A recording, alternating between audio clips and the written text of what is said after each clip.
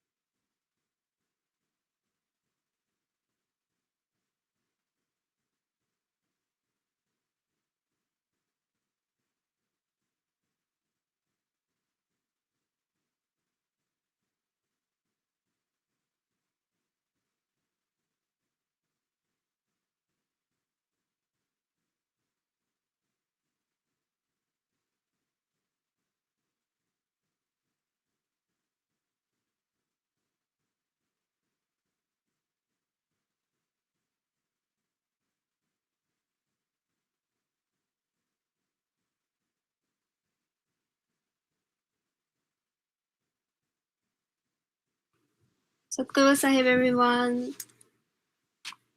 So today we'll talk about my best friend. But before we do that, let's do our stuti, okay?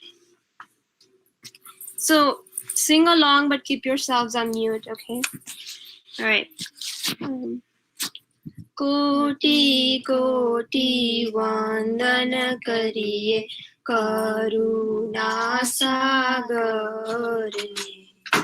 करिए करुणा सागर ने नमिए नर्मद सागर ने समनति सुख शांति थाए दर्शन करता दुखड़ा जाए पाप ताप पूजन थी समाए नित्य नो छावर करिए सेवा सतगुरु सागर ने कोटि कोटि वंदन करिए करुणा सागर ने प्रेम थकी जो पद रज पर से अनंत करुणा अरस थी वरसे घट घट क्रांत कैवल दर्श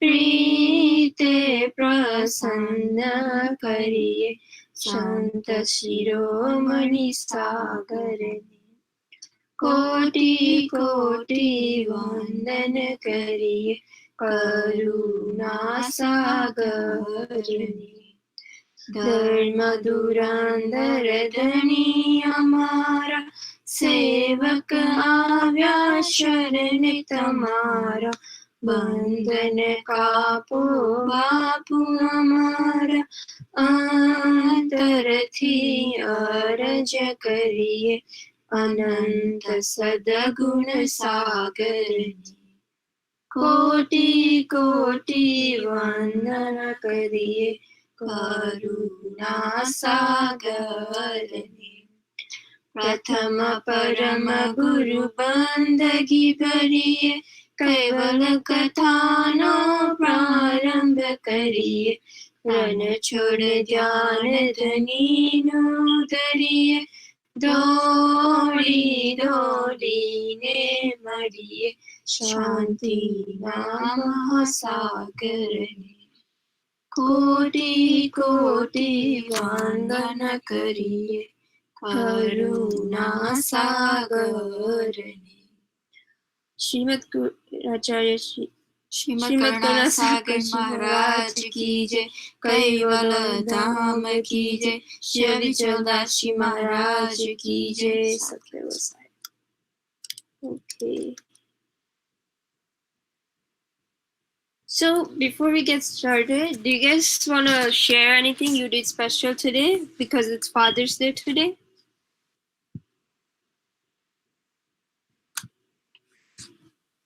Nime does. Yes. I shared my card. Okay. Anyone else? All right. So, like I said before, we'll talk about my best friend or our best friend, okay? So before we get started, I want to hear who is your best friend? Tell me about your best friend. Anyone want to talk about their best friend? Who are they? Maybe their name, and then why do you want why are they your best friends? What do you like about them? Anything. My best friend is my brother. Your brother, okay. It's not true. All right. Anyone else who wants to say your friend from school, games, mandir, anything?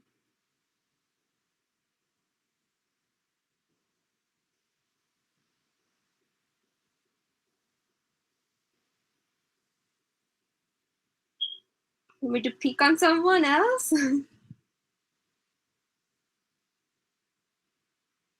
How about Gyan Patel? Who's your best friend? You want to tell me their name? No.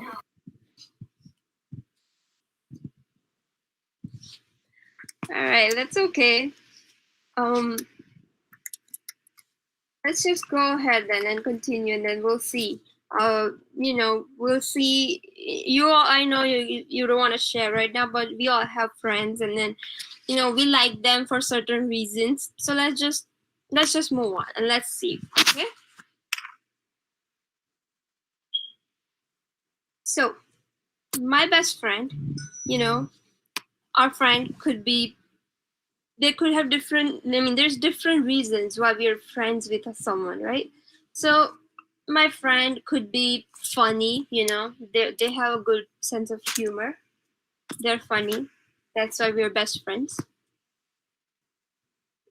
We could like same food.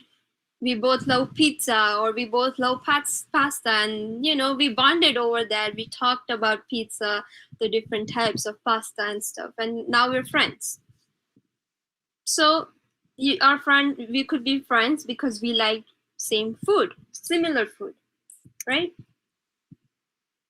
Or you could have been best friend with someone. You met them at one of the sports you play, whether it's basketball, football, or whatever.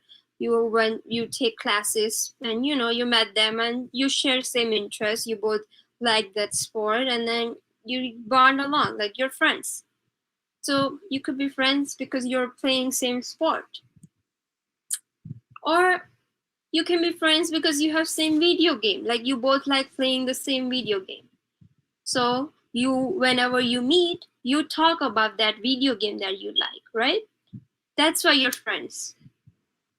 So these are just some of the reasons why we could be friends with someone, right? So friend is someone who is with you at all times, whenever you need them. If you're friends with someone and you're playing basketball, for example, you fell down and you're bleeding, Your best friend will be the one who will come there running and then, give you first aid, like give you tissues to wipe and call nurse, teacher, whoever, coach, anyone, right? So they will come see what happened to you. They'll make sure you're okay, right? So a friend is someone who is with you at all the time, whenever you need them. That's the real friend, right? So besides your brother, sister, or someone in your school, at the sports you play or mandir, who else is our best friend?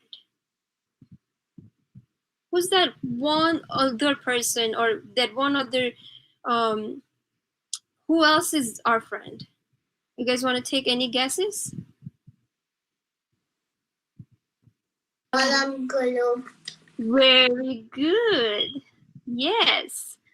Param Guru is our other friend, and he shouldn't be other friend, but Param Guru should be our number one friend, our best friend. Bestest friend should be Param Guru, right? Because there is a lot of reasons to be best friends with Param Guru, a lot of good reasons. So our goal should be, you want to be friends with Param Guru. That was very good. I like it. Now, we said we want to be, our number one friend should be Param Guru, right? Why do we want to be best friends with Param Guru? Because our friendship with Param Guru stays on forever and ever. That friendship never breaks, So there's some friends that you are friends with them. You go to college, you both go to different college. Now you used to be best friends, but now you're not that best friend, right? Because you're both in different college, maybe different city, you're far away. You don't get much time to talk, right? But Param Guru, he should be on top of everything, all of our other friends, right? He should be above all of them. Because our friendship with Param Guru stays on forever and ever. Okay? Now, Param Guru is our guru, right? That's the first thing. Earlier we saw how our friends, they're different. We could be friends with someone because we like same food, same sports, etc. But Param Guru, so let's see, how is Param Guru our friend in that way? Oh, so Param Guru is our guru, right? Param Guru is kind. He's nice to everyone. He is very kind, like our parents, or he's just very nice, right? That's why we want to be friends with nice people or nice, person. And then Param Guru forgives us. If we do something bad, and if we're really sorry about it, he will always be there to forgive you. He will not hold grudges, meaning Param Guru won't say, oh, you hurt me that day, so I won't forgive you. He will always be there to forgive you if we really, ask him for forgiveness. And then Param Guru does not judge us. So Param Guru doesn't say that, oh, she's poor, she's wearing not new clothes, so I don't want to be friends with her. Param Guru does not see that, We could be looking at someone, it's like, oh, I don't like, she's wearing old clothes or something. So you don't play with them. When Param Guru doesn't do that. He does not judge us. For him, everyone is equal. Everything is equal for Param Guru. Okay? So that's why Param Guru is above all of this, above our friends that we have, because he is the real one. He's the kind one he's very he's very kind and nice. That's why we want to be friends with. Okay? Now, again, my best friend Param Guru always helps us. He's always there to help us. He's always there to protect us and keep us happy.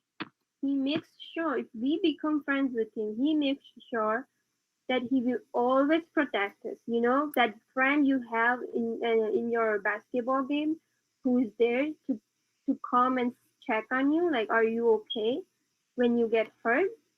That friend for us will be Param Guru. Not just in basketball, but in anything in life, anything that happens, he will always be there. He will be the first one to come and check, are you okay? You know, and he's the one there to protect us, keep us happy. Now, how can we be friends with Param Guru? We don't, you know, we can't really, he can't talk back. We can't hear him say anything to us, right? So what can we do to make sure that we become his best friend? You guys have any ideas? Pray to him. Pray to him, very good. All right. Play bhajan. Yes, that's very nice. We can play bhajan. Do Upasana. Okay, yes. So what do we see here? Ways to be friends with Param Guru. The first thing we can do is say Sat Kaival Sahib to everyone, right? Whoever you see first time, what do you say? Sat Kaival Sahib, right? And then we have to do Upasana, sing bhajan or listen to bhajan. So just, this is a picture of some of your siblings maybe. They're doing Upasana at one of our shibir. So just like that, we want to do Upasana and sing bhajan, say Sat Kaival Sahib. The other thing we can do is satsang, what we're doing right now, right? That's also a way to be friends with him. The other thing could be Mara, that Amar Mantra jap or Kaival Kaival, you know, with the Mara. Or doing Dun, like, you know, at Mandir we have it every Punam, we do Dun, right? So that's also one way to be friends with him. The other one is to follow Param Guru's teachings, meaning we should do whatever he tells us. So, you know, when your teacher gives you homework, right? What do? You finish the homework.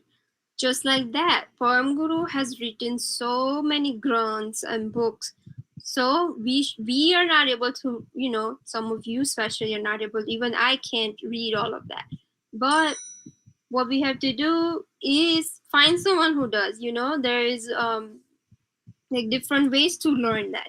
So the ultimate thing, we want to learn what he's teaching us. And then the other thing we can do, someone mentioned that earlier, is pray to him, do darshan every day, or wear kanti. So these are just few ways to be friends with him, okay? So overall, here's, you know, summary. We can do satsang, upasana, bhajans and all, and then say Satguru Sahib, pray to him, and always remember what he teaches us, right? Now, all of this can't happen overnight. So we want to grow our friendship, right? You didn't meet someone and you just became best friend. Like, hey, I met you, and the next day you're best friends. It doesn't work like that, right? One day you meet, you learn something about them. Next day you learn something else. Then you learn something else, and then your friendship grows. Just like that, our friendship with Param Guru has to grow over time. So first thing we can do is learn about his teachings via satsang and other books and stuff. And then once we learn, we have to remember him every day and start doing it. So start doing upasana, stuti and all. And at the end, we want to practice. So basically, whatever we learn, we have to do it every day. It's like when you're learning music or sports, right? You have to practice every day to make it better. Just like that, we have to practice his teachings every day to make it better and make it a habit. Then our friendship will grow like this big star you see here. All right. So we said one of the ways to become friends was with bhajan, right? So this is one of the bhajan. It's called Preet Bandho, right? What it's saying is to make connections with him. It's reminding ourselves to be his friends. It's reminding us to always love Param Guru. All right. So I'm going to show you a little small dance that you guys, some of you were maybe part of it. So just, let's just watch a quick clip of that, and then let's.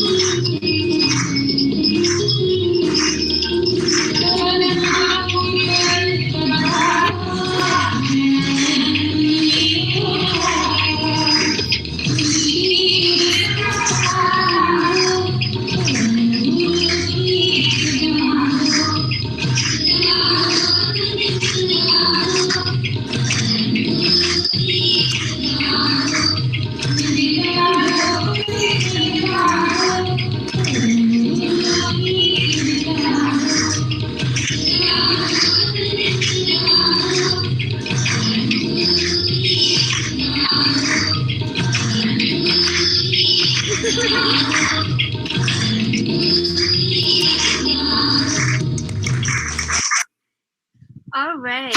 So, just like we saw, right? We were singing that Preet Bandho, Tamme Preet Bandho, right? So we're just reminding ourselves again. We're reminding ourselves to keep that connection with Param Guru. All right. So we want to be his Param Guru's best friends, and the other thing is we want to be someone like Narayan Das Ji Maharaj. So, do you guys remember who Narayan Das Ji Maharaj was? Come on, you all learned this. The first Guruji. And I don't know. He's the second Kuberacharya. It's very close. So, he was also Param Guru's favorite Sishya. Sishya means student. So, he was Param Guru's favorite student. They were best friends, and this was all possible because Narayan Das Ji Maharaj had so much devotion towards Param Guru. He did everything we described in the beginning, right? Like doing Upasana, Mara, following Param Guru's teachings and all. That is why Narayan Das Ji Maharaj was Param Guru's favorite Sishya. Now, Narayan Das Ji Maharaj, like I said, right? He was very humble. He was honest. He did not have ego, and he always followed Param Guru's teachings. Now, I mean, ego is something when you don't brag about something like, oh, I'm really good at this, like that. So Narandaji Maharaj had so much knowledge about Param Guru and Karta, like he learned so much, but he never bragged about it. So he never had ego. So all of this, and then again, he did follow Param Guru's teachings. So all of this brought him close to Param Guru, and he was his best friend. So like you see in this picture here we see, right, that's Param Guru, and that's Sri Narandashi Maharaj. He's, you know, I think he's giving him Grant or something. So we can see that they were best friends because of this characteristics that Narandashi Maharaj had. And because I have some time, I can tell you a quick story. So when Param Guru was choosing that who will be the next Kuvaracharya on the Gadi, right? So there were few santos sitting, and at that time, there were few santos who were like, "Oh, I hope he chooses me. Like, I know I'm Param Guru's favorite. He's gonna choose me, and I'll be the next Kuvaracharya." Where Narandashi Maharaj didn't have all these thoughts going, right? He was just sitting there and listening to Param Guru and praying him. What happened is Param Guru, what he did is he threw his shawl, this shawl he has, so he threw that and he said, whoever this lands on will be the next Kuvaracharya. And guess what? It landed on Sri Narandashi Maharaj. So the next Kuvaracharya who was chosen was Sri Narandashi Maharaj. And all of that was possible because Narandashi Maharaj was so honest and he was so kind, nice, and always followed Param Guru's teachings. Because of that, he was able to be his best friend, and then he got this opportunity to become the second Kuvaracharya. So the one thing we learn about from this story and from Narandashi Maharaj is that we want to try to become like him, where we don't have ego, we're humble, we're honest, and of course do his Param Guru's teachings, which includes doing Upasana, Mara, Satsang, praying every day, doing darshan every day. And all of this will bring us closer to Param Guru, and we will get to be his best friend. And he will be our best friend. That's more important. He will be our best friend, our number one friend, right? So that's all I had. Do you guys have any questions?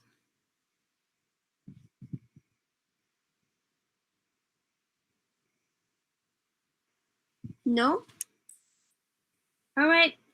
Then Satkeva Sahib, thank you guys for joining, and we'll see you next week. Satkeva Sahib. Sahib.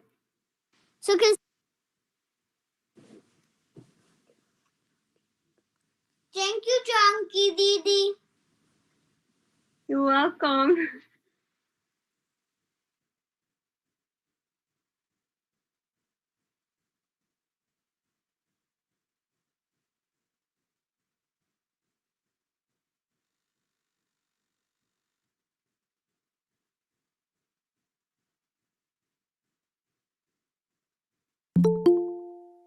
Doing it with a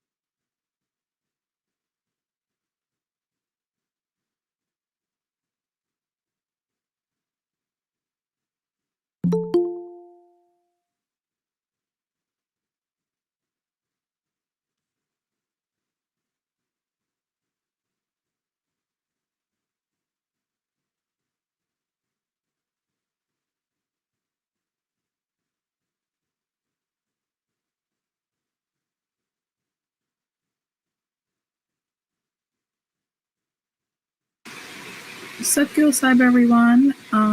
We'll just wait a few more minutes to get started.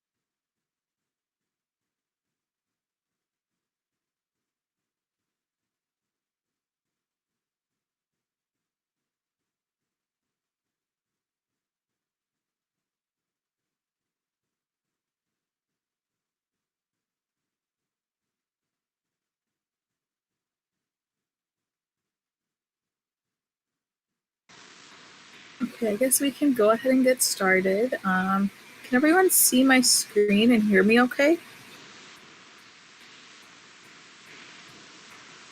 Yes. Okay, sounds good.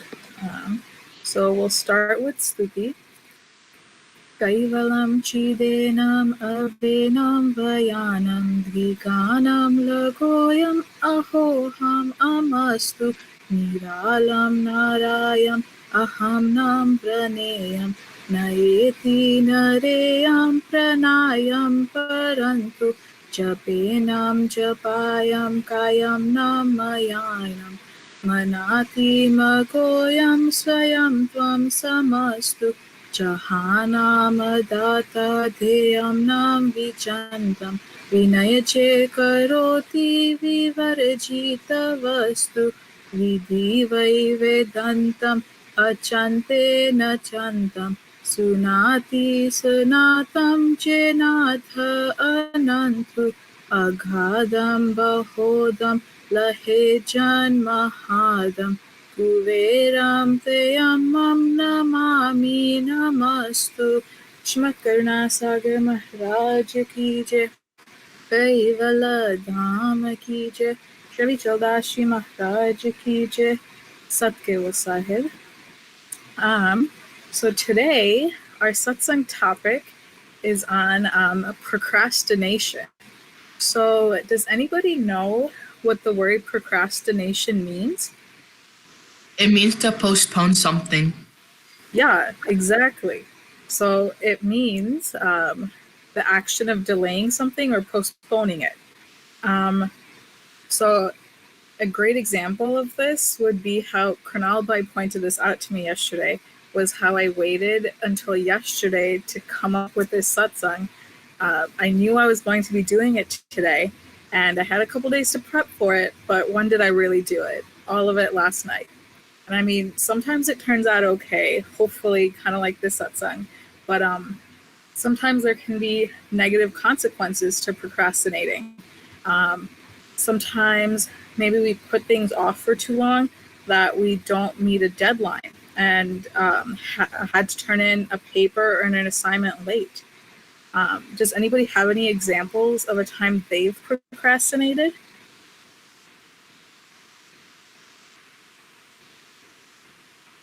Maybe with an assignment or something? Now that school is online, we can postpone things to when we want to do them. Uh-huh. Yeah, so is it easier to put things off now that you're at home? Yeah. Yeah, right? And have you ever had to like scramble to get anything done? Sometimes it's a last moment thing if I postpone and forget about it. So sometimes. Yeah, so sometimes it can end up being really not fun. Like you're kind of scrambling to do it last minute, and it's just like you're super stressed. But yeah. So I guess the question is, why do we procrastinate?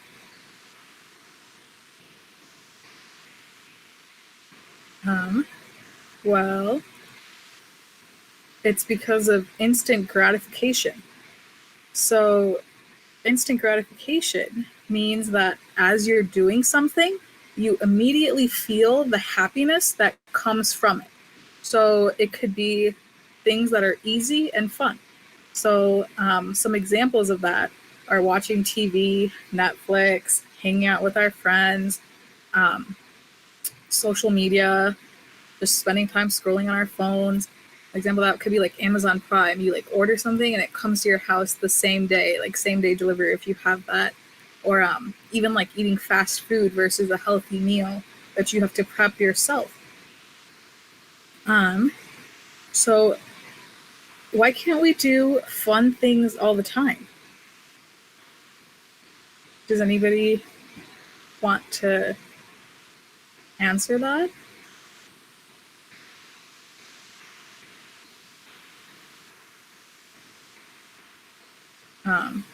If not, that's okay. So I guess we wouldn't be able to get anything productive done, right? So an example of that would be for school. Doing schoolwork might not be fun in the moment, like as you're doing the work, but you know that you have to do it to reach your end goal of graduating, right? So if you don't graduate from school, like you're not gonna get a good job and just uh, yeah. So that would be one example. Like you're working towards an end goal, and then maybe a more minor example would be say saving up money. So say you have some money that your parents give you or that you earn or whatever, you can kind of go out and spend it on like candy or food or whatever you want at the moment, or you can kind of save it up and gather like a big amount to kind of get you something that you really want. That would be something more expensive. I don't know what that would be for you. It can be a new computer or phone. I don't know. Uh, but does that kind of make sense? Yes. So I guess as we're kind of talking about this, you might ask, how does this relate to our faith? So just like any other thing that needs to get done, we could also procrastinate with our bhakti, right? So this is me speaking from personal experience. Um, so how many times has it happened to me that like I'll know it'll be Upasana time soon, but in my head I was like, oh, I'll do it later. I personally love to watch TV, and so like Netflix shows on binge is like my thing. But how many times has it gotten in the way of my bhakti? Like I'll be watching something so engrossed that I'd forget to do Upasana altogether and then kind of realize it too late. It'll be like 7 o'clock, which like you could do it then, but then it'll be like dinner time. So then it's just, I would just forget to do it. And I was like, oh, that's okay. I'll like rationalize it and be like, I'll just do it tomorrow. Then when tomorrow comes around, the same thing can happen again, where it can eventually keep happening and we'd never get to it. So another way to procrastinate on our bhakti is by saying, oh, I'll do it when I'm a little bit older. So when I'm my parents' age or my grandparents' age, I'll have all the time in the world, and then I'll do bhakti all the time then. I'll do Upasana every day, read some granths, go to mandir all the time. Well, it doesn't really work that way. So we need to kind of prioritize and make room for them now in our lives. So by the time we get to that point, we will be able to do them. So, like, what do I mean by that? For example, as you get older, it's kind of hard to change your habits and learn new things, right? So you can maybe see that in your grandparents or maybe even your parents with technology. Like, they won't know how to do all the things you do on your phones, and it just kind of gets harder to learn. Like, um, like with that, then how will we be able to learn upasana, stutis, to be able to read grunts when we're older? It would take a lot more effort and time to do so. And it's also really hard to change your habits once we've made them. Um, it's we're like, as humans, we're creatures of habit. So what we are used to will kind of want to continue to do. So it'll be kind of hard to change something as you get older. And so it's important to prioritize our faith starting right now. So what can help with that is keeping a niyam. So I know Krishna Didi talked about it last week, but can someone tell me what a niyam is?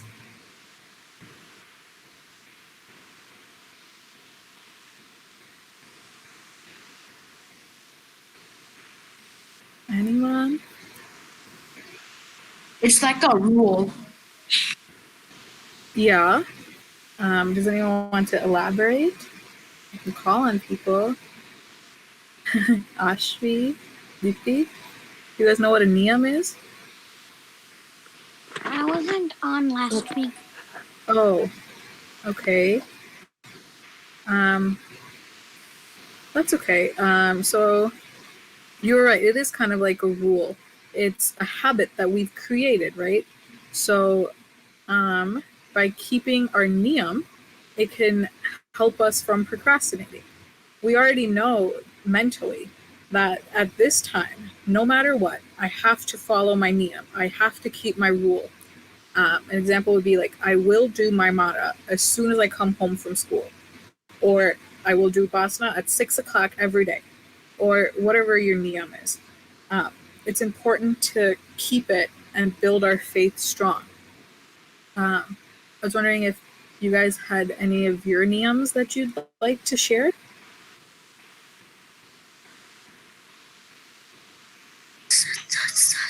We wake up every morning and do Upasana. Yeah, that's a great one. You know that as soon as you get up, you're going to shower and do upasana. It's timely and you're going to do it every day, right? Anyone else?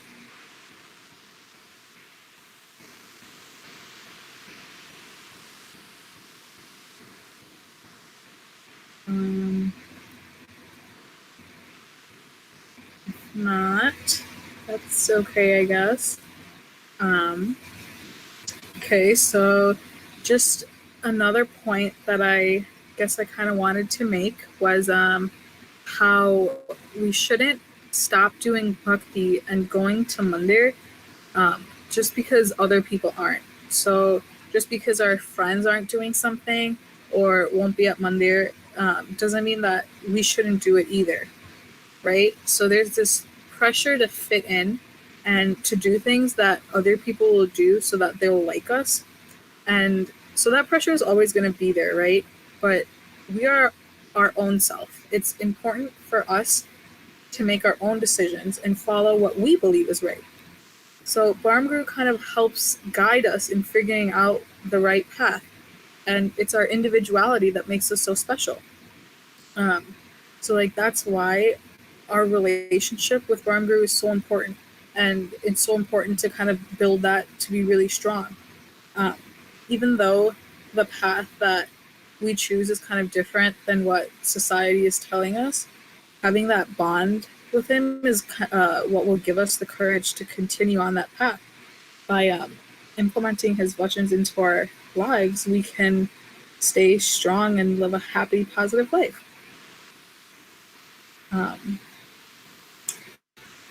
Does anybody have any questions or examples that they'd like to talk about?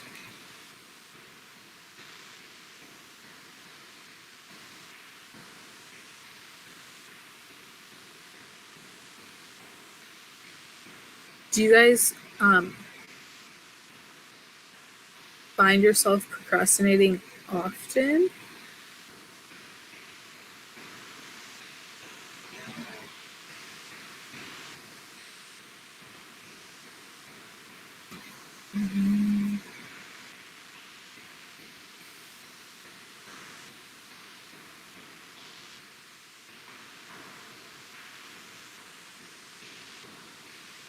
Well, if nobody has anything to add, I guess that's all I had.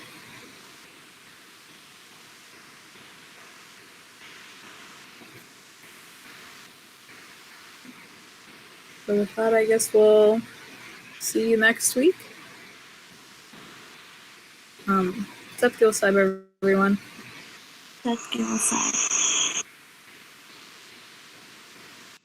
Satkevasai.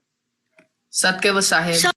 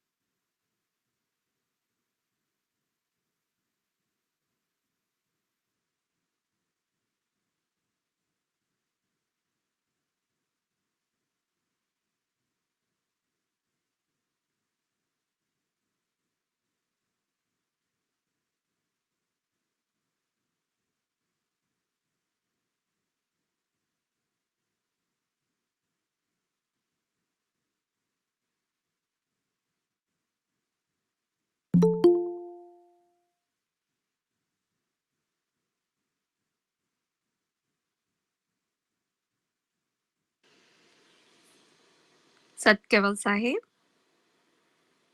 આજે જૂન 21 છે અને બહુ જ special દિવસ છે because આજે first day of summer પણ છે, ઇન્ટરનેશનલ યોગા ડે પણ છે અને પિત્ર ડે પણ છે, જેને આપણે ફાધર્સ ડે કહીએ છીએ.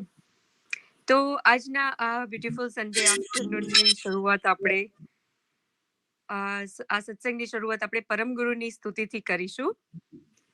Kaivalam Chidenam avinam vayanam Dviganam lagoyam amoham amastu Niralam narayanam aham nam raneyam Naiti naneyam pranayam parantu Japenam japayam kayam nam mayayam Manati magoyam swayam tvam samastu जहानम दाता द्वयन्नं विच्छन्दं विनैजे करोति विवर्जित वस्तु विधिवे वेदन्तम् अचन्ते न चन्तं सुनाति सनातं जिनाथम् अनन्तु अगाधं बहोदं लहेजन्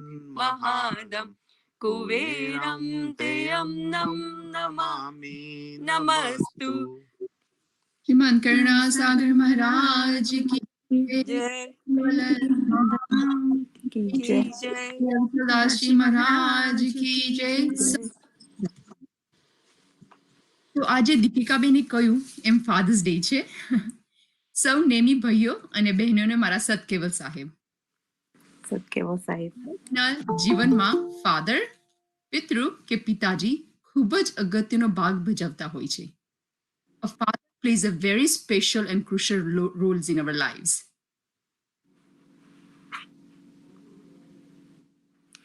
સાચી વાત છે મિસ્ટર ભાભી. મારા પિતા વિશે પણ હું શું કહું, જેમણે મને સારા સંસ્કાર આપ્યા અને જીવનમાં ખૂબ જ મહેનત કરીને મારી જ નહીં પણ મારા આખા પરિવારના જણોને મુશ્કેલી ના પડે તેનું ધ્યાન રાખ્યું. પણ મેં તો સાંભળ્યું હતું કે આજનો સત્સંગ તો લગ્ન કરવા વિશેનો હતો અને અલકા આંટીએ પણ આપણને આપણા લગ્નનું ઇન્વિટેશન આપ્યું છે. An invitation to your own wedding, right? અરે પણ કૃષ્ણા ભાભી, તમારા લગ્ન તો થઈ ગયા છે ને ભાવેશભાઈ સાથે, તો પછી કેવી રીતે તમારા જ લગ્નનું આમંત્રણ આપી શકો તમે? સાચી વાત છે. આ જન્મના પતિને તો આપણે ટ્રેન કરવામાં આટલો બધો સમય થઈ ગયો. 25 વર્ષથી બધું લોન્ડ્રી કેવી રીતે કરવાનું, શાક કેવી રીતે સુધારવાનું, ગાર્ડનિંગ કેવી રીતે કરવાનું, બધું શીખવાડતા જ વર્ષો થઈ ગયા. એટલે હું તો પરમ ગુરુને પ્રાર્થના કરું છું કે દર જન્મે આ જ પતિ મને મળે, જેથી મારો ટ્રેનિંગનો સમય બચી જાય. સાચી વાત કીધી, બહુ ટ્રેનિંગમાં વાર લાગે. પતિ પત્નીનો એક સંબંધ એવો છે કે જે ફોરએવર છે, જેમાં સમયના લીધે કોઈ પણ બદલાવ નથી આવતો. આ સંસારમાં પતિ પત્નીનો એક જ એવો સંબંધ છે કે જેમાં મર્યાદા નથી આવતી. આપણે કોઈ પણ સંબંધમાં જોઈ લો, મા દીકરાનો સંબંધ જોઈ લો કે મા દીકરા જ્યારે નાના હોય દીકરો ત્યારે મા એના ખોરામાં બેઠાડીને દીકરાને ખવડાવે છે, એને વાલ કરે છે. એક બેન ભાઈનો સંબંધ જોઈ લો, જ્યારે નાના હોય બેન ભાઈ ત્યારે એક થાળીમાં ખાય છે, સાથે રમે છે, સાથે નાની નાની વસ્તુ શેર કરે છે. પણ જેમ મોટા થાય છે એ બધા સંબંધ બદલાઈ જાય છે.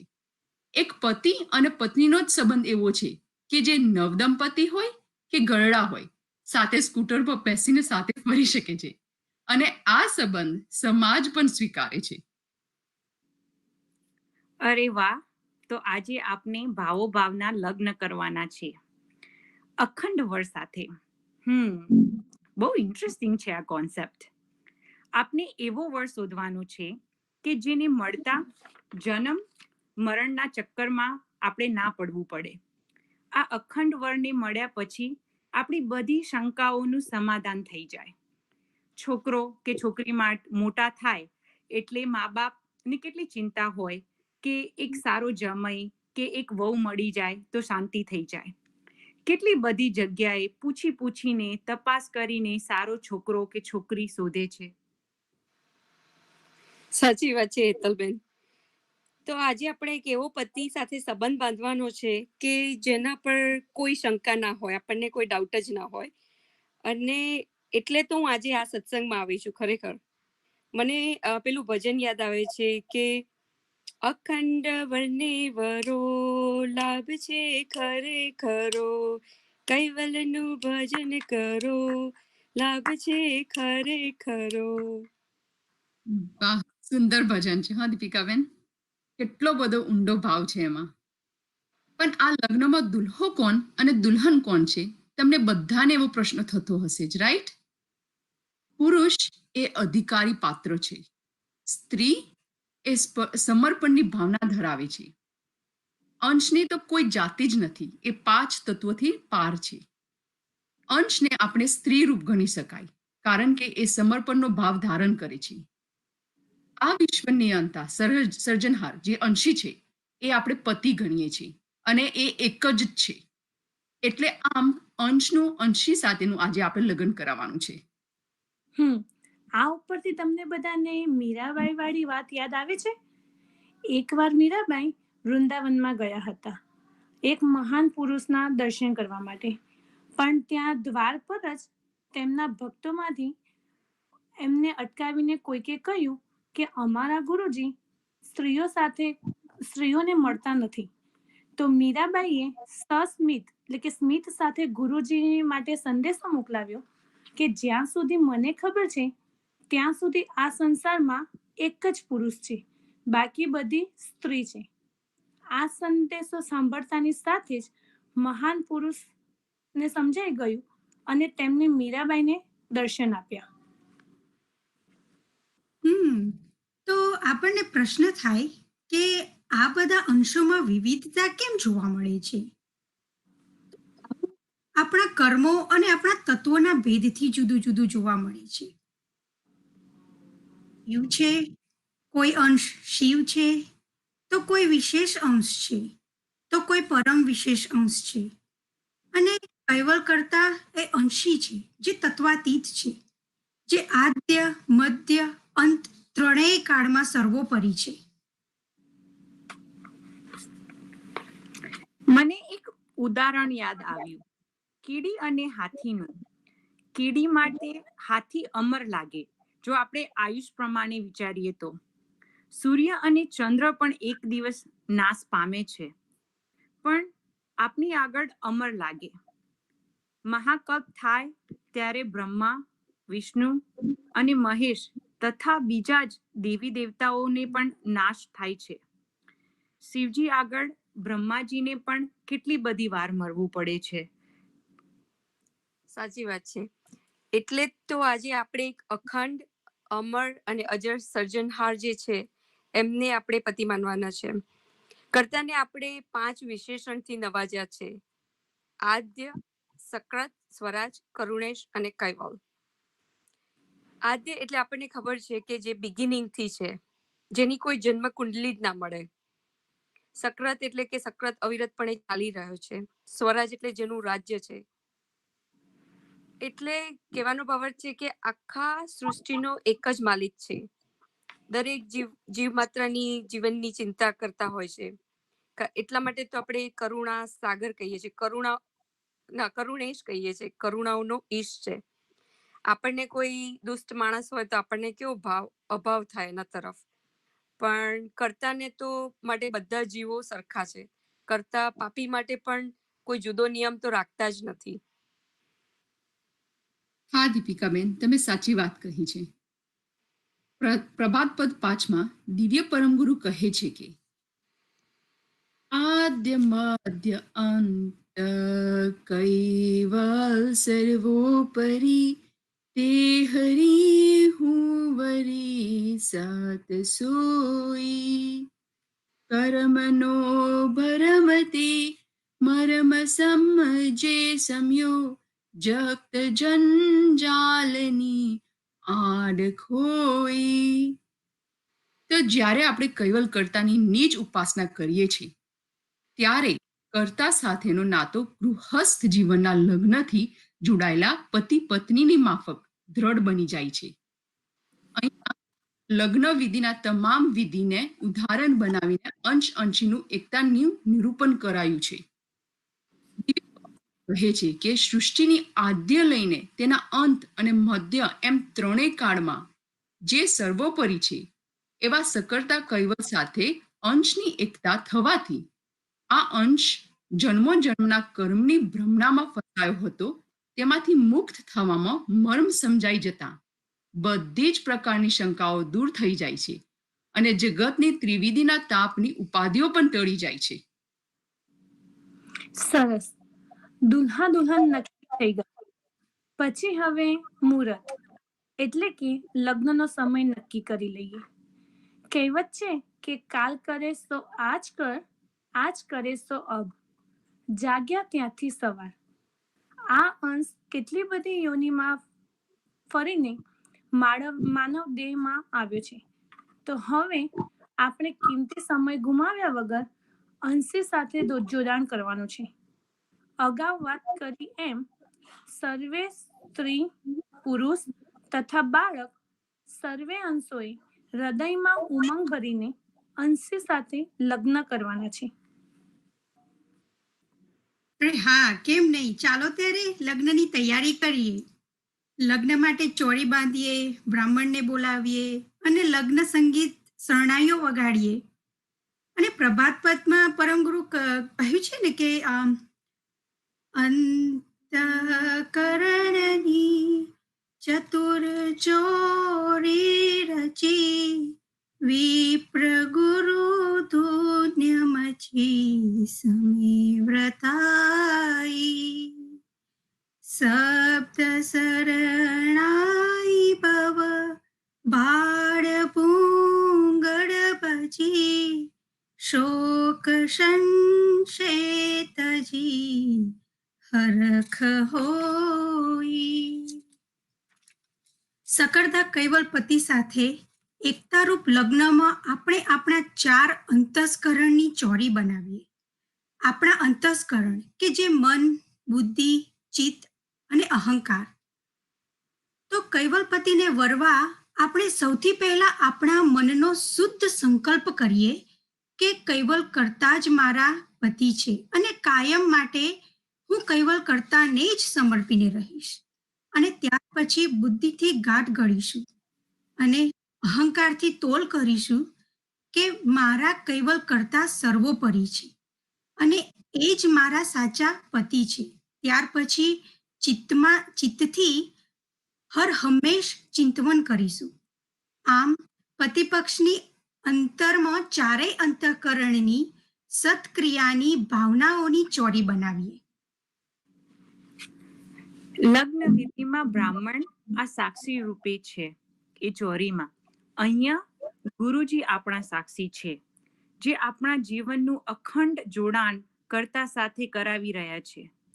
આપણા હૃદયમાં હરખ થઈ રહ્યું છે અને ભાવના છે કે આજે આપણે જે નક્કી કર્યું છે આ ખૂબ જ સરસ ડિસિઝન છે અને ગુરુજીના ઉપદેશ રૂપી શરણાઈ વાગે છે. વાહ, સરસ સરસ. કૃષ્ણ, તમે ચોરી બનાવી અંતસ્કરણની. હેતલબેન, તમે હમણાં વાત કરી કે ગુરુજી આપણા બ્રાહ્મણ છે. હવે પ્રશ્ન થાય કે આપણે મીંડણ શેનું બાંધીશું? જ્યારે લગ્ન થાય છે તો આપણે કહીએ છીએ કે ઓ પ્રભુતામાં પગલા પાડ્યા. સંસારમાં છોકરા છોકરીને એક મોભો મળે છે અને એ લોકો એક ડિફરન્ટ આશ્રમમાં પ્રવેશે છે. જ્યારે નાના હોય ત્યારે બાલ અવસ્થામાં હોય, પછી યુવા અવસ્થામાં હોય અને હવે એ લોકો ગૃહસ્થ આશ્રમમાં પ્રવેશતા હોય છે. સમાજમાં બી એ લોકોને સન્માન મળતું હોય છે, એમના બધા શોક સંતાપ દૂર થાય છે.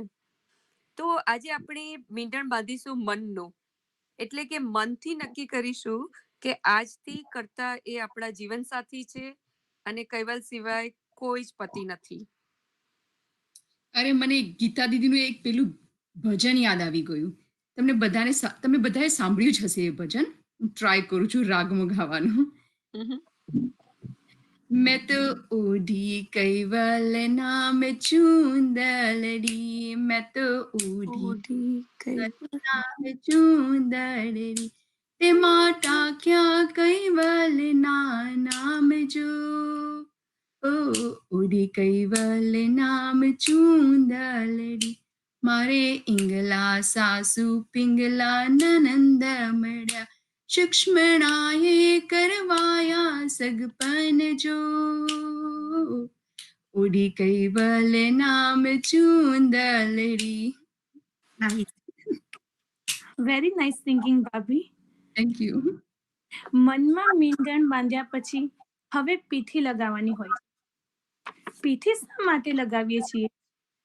કેમ કે પીઠીની અંદર સુગંધી ધરાવ્યાની સાથે સાથે ચામડીને અસર કરે એવી વસ્તુ કે જે હળદર, એનો સમાવેશ થાય છે, જે શરીરની સુંદરતા વધારે છે.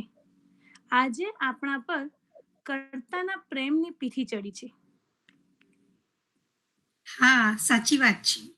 પરમગુરુએ પ્રભાતપદમાં કહ્યું છે ને કે મીંડણ લક્ષ દોરો મહી પ્રેમ પીઠી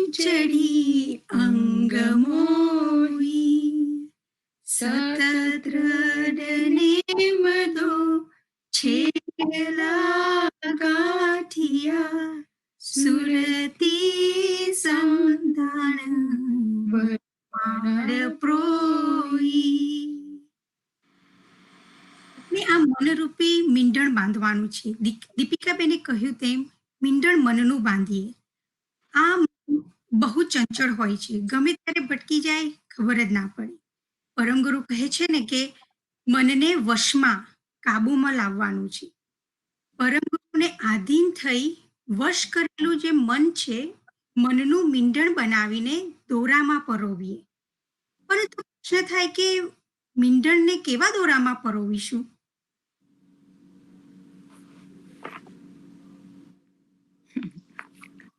ભાભી, તમારા બંનેનો રાગ એટલો સરસ છે, હું તો તમારી જેમ આટલું સુંદર ગાઈ ના શકું. પણ આપણે પાછા આવીએ આપણી વાત પર. હા, તો આપણે લક્ષ્યરૂપી દોરાથી આ મનની મીંડણને બાંધીશું. વાહ, કેટલું સરસ રીતે પરમ ગુરુએ આપણને લક્ષ્ય ભજનનું જોડાણ કરી આપ્યું છે. જ્યારે આપણે આ નીચ લક્ષ્યરૂપી દોરામાં પરોવીશું, ત્યારે આપણો નીચ પતિ પ્રત્યેનો પ્રેમ પ્રગટ થશે. આ પ્રેમને અખંડ કરવા બે છેડાની દ્રઢ નિયમ અને અછાડ વૃત્તિ સત્યની સમજ છે, તેનાથી આપણે ગાંઠ બાંધીશું. અરે વાહ, સરસ હેતલબેન. હવે આપણે પ્રશ્ન થાય કે વરમાળા શેની કરીશું? તો જે આપણી સુરતાનું સંધાણ, જે ઓહંગ છે, તેને સોહંગ રૂપી પ્રણવ સાથે એકીકરણ કરી અને વરમાળા બનાવીશું. અને આ વરમાળા ક્યારે પતિને પહેરાવીશું? જ્યારે ગુરુજીનો આદેશ થશે ત્યારે આપણે સર્જનહાર પતિને પહેરાવી દઈશું. અરે વાહ, આજે તો ખરેખર હું લગ્નમાં ગઈ છું એવી અનુભૂતિ થાય છે. તો બીજું શું જોઈશે લગ્નમાં? ચાલો આપણે બીજું શું જોઈશે? તો બેસવા માટે બાજોટ જોઈશે. ખુરશી આવી ગઈ છે, બધા ખુરશીમાં બેસીને લગ્ન કરે છે. તો પ્રભાત પદ 5માં પરમ ગુરુએ બાજટનું વર્ણન કર્યું છે. મનોરથ માચી મમ હરિભુજ બાજટ ઓહંગને સોહંગ મળ્યા હસ્ત દોઈ ભુજ માહિરો સોહંગ હરિનો કર અલક ઈ ચાવર ભાગ્ય મોઈ. છે ને કે મન હોય તો માંડવે જવાય. If there is a will, there is a way. તો મનોરથ રૂપી આપણું અહીંયા બાજટ છે. સાચી વાત છે ભાભી. આજે આપણને એક આનંદ થાય છે કે અલ્પનું મહત સાથે જોડાણ થાય છે. ખૂબ જ ભાગ્યની વાત છે. જ્યારે આપણે કોઈ લગ્નમાં ગયા હોય અને સુંદર વર કન્યાનો મંડપ થાય, ત્યારે આપણને આનંદ થાય છે કે કેવું સરસ જોડું છે, મેડ ફોર ઈચ અધર. એમ આજે આપણા અંશી જે સજાણ રૂપી બાજેટ પર બિરાજ્યા છે અને અંશના ઓહંગ રૂપી હાથ સાથે નીચ કરતાનો સોહંગ રૂપી મહદના હાથ સાથે હસ્તમેળાપ થઈ રહ્યો છે. હા, અને ત્યારે અંશીની આ લાંબા સમયથી જે ઈચ્છા હતી કર્તાને મળવાની, તે પરિપૂર્ણ થાય છે. અંશની ઈચ્છા પ્રમાણે અલખ પતિને મળવાનો યોગ પૂરો થાય છે. આ તો વળી કેવું સદભાગ્ય છે અંશનું, અને આવું અહોભાગ્ય કે જેનું વર્ણન જ ના કરી શકાય. પરંતુ હવે પ્રશ્ન થાય છે કે આ લગ્નમાં અગ્નિ શેનો પ્રગટાવીશું? આમ તો ફેરા ફરવા આપણે અગ્નિને સાક્ષીમાં રાખીએ છીએ. તો પરમગુરુ કહે છે કે બ્રહ્મ અગ્નિ જગ્યો ચિત્ત ચોરી મતે સંકલ્પ શ્રીફળ હોમ હોઈ જ્ઞાન ને ધ્યાન વૈરાગ ભક્તિ પદ મંગળ વરતિયા ચાર ઓઈ. આજે આપણા લગ્ન કર્તા સાથે થઈ રહ્યા છે, તો અહીં ચિત્ત અંતઃકરણ રૂપી ચોરીના મધ્યમાં સકળતા કૈવલ પતિનો પ્રકાશ કે જે બ્રહ્મ છે બ્રહ્મવૃત્તિનો પ્રકાશ ઝળહળી રહ્યો છે, જે આપણા ચિત્તને પ્રભાવિત કરી નિર્મળ બનાવે છે. હવે અગ્નિ પ્રગટ થયો છે કે જેને આપણે પ્રગટ દેવતા માનીએ છીએ, અને અગ્નિમાં કંઈ હોમવાનું હોય છે, તો આપણે શું હોમીશું? ભાભી, બહુ સરસ પ્રશ્ન છે. તો જવાબ એ છે કે સંકલ્પ રૂપી શ્રીફળ. આજથી આપણે એ સંકલ્પ કરીશું કે આપણા ચિત્તમાં ફક્ત કરતા જ છે. આજથી શંકાઓ, વિકલ્પો જે પણ મનમાં પેદા થાય છે એ બ્રહ્મ અગ્નિમાં આપણે હોમી દઈશું, જેથી મન એકાગ્ર અને શુદ્ધ બનશે. ગોળ રૂપી બ્રાહ્મણ ચોરીમાં કૈવલ કરતાના લક્ષ્ય રૂપી ઉપદેશની ધૂન જગાવે છે. તો ચાલો હવે મંગળ ફેરા ફરવા તૈયાર થઈ જઈએ. કોઈને ખબર છે 4 મંગળ વર્તૈયા શું છે? હા, જ્ઞાન, ભક્તિ, વૈરાગ અને ભક્તિ. તો જ્યારે આપણે પહેલો ફેરો ફરીએ છીએ તો એ નિજ લક્ષ્ય એટલે કે કૈવલ કરતાની પ્રાપ્તિનું જ્ઞાન મેળવવા માટેનો છે. બીજો ફેરો જ્યારે ફરીએ છીએ ત્યારે આપણે કર્તાનું ધ્યાન કરવા માટેનું પ્રોમિસ કરીએ છીએ. ત્રીજો ફેરો ફરીએ છીએ ત્યારે જે સંસાર તરફનો વૈરાગ છે એ માટે કરીએ છીએ. અને ચોથો ફેરો છે એ કર્તાની ભક્તિ કરવા માટેનો કરીએ છીએ. એનો મતલબ છે કે આ જે 4 ફેરા ફર્યા પછી આવે છે આઈ થિંક કલવાની વિધિ, જેમાં આપણે કંસાર એકબીજાને ખવડાવતા હોઈએ છીએ. આજકાલના જે છોકરાઓ છે North American born and brought up, એ લોકોને તો કંસાર શું છે ખબર પણ નહીં હોય, પણ it's kind of a sweet આપણે એકબીજાને ખવડાવીએ છીએ. તો કોઈને ખબર છે આપણે કેમ આ કંસાર ખવડાવતા હોઈએ છીએ એકબીજાને? હવે આ કંસાર ખવડાવવા પાછળનું શું હશે? આખો દિવસ તૈયાર થવામાં, ફોટો પડાવવામાં અને વિધિ પતાવવામાં વર વધુ ભૂખ્યા હશે એટલે? ના, આમાં એક ભાવ છે. પણ કયો ભાવ? તો પરમ ગુરુ પ્રભાત પદ 5 કહે છે કે કરુણા કંસાર કરુણા કર લિયો વદન મારે દિયો મદન કોઈ શીશ સમર્પણ વડીમય કલ બોલિયો હરિમુખ में दियो लाज लोई. અંશીને આપણા પ્રત્યેની કરુણાનો ભાવ છે. આમ તો આપણે જાણીએ છીએ કે મનની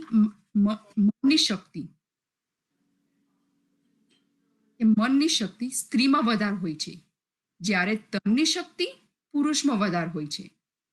સ્ત્રી સ્વીકારે છે કે આજથી મારા અહમપણને ભાવને હું ઓગાળું છું. હું કાયમ માટે પ્રીતિ રાખીશ. આ સમસ્ત સંસારમાં લોકલાજને ત્યાજીને તન મન ધન કર્તાને સમર્પણ કરીશ.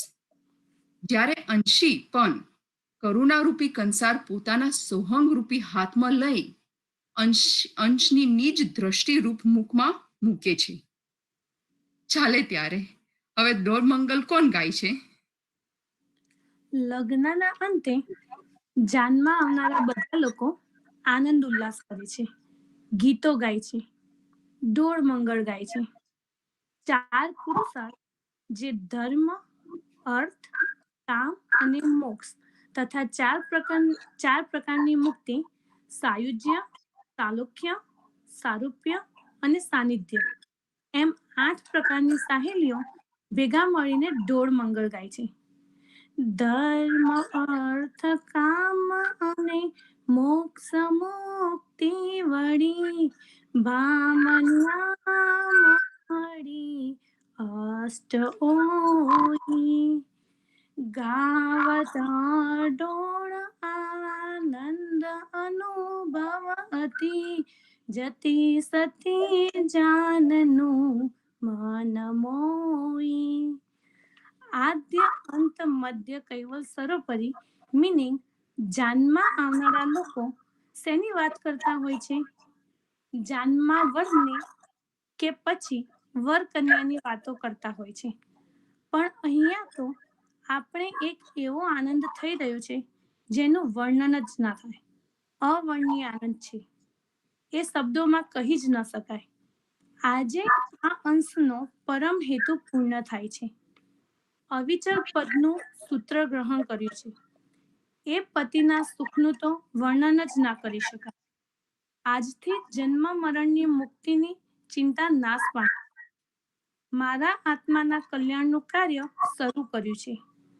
આવનારા જાનૈયાઓ જે ત્યાગી વૈરાગી પુરુષો કે સતીઓ છે એમના પણ મન મોહિત થઈ ગયા છે.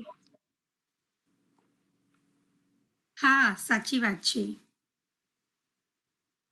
પૂરણ પરણી હરિકારજ ગયું સરી, જન્મને મરણની ખટક ખોઈ. કહે કુવેર વિચલ ગૃહે સૂત્રનું સુખ મુખ સે જો કહી શકું ન કોઈ. આમ આવી લગ્ન વિધિ પ્રમાણે સર્વાંગ રીતે અંશ અને અંશીની એકતા થાય છે. જેમ પતિવ્રતા સ્ત્રીના હૃદયમાં પતિ સિવાય બીજા કશામાં ચાહત નથી હોતી અને સ્ત્રી માટે પતિ મિલન સિવાય અન્ય કોઈ વિશેષ સુખ આ સંસારમાં છે જ નહીં એવી ભાવના દ્રઢ થાય છે. પતિ મળવાથી સ્ત્રીને બીજી કોઈ ચિંતા કે દુઃખ નથી રહેતું. તેવી જ રીતે અંશની એકતા અંશી સાથે થવાથી અનેક જન્મોથી બાકી રહેલું મોક્ષનું દુઃખ નથી રહેતું, દુઃખ કે ચિંતા નથી રહેતી. એમ મોક્ષનું કાર્ય સફળ થાય છે.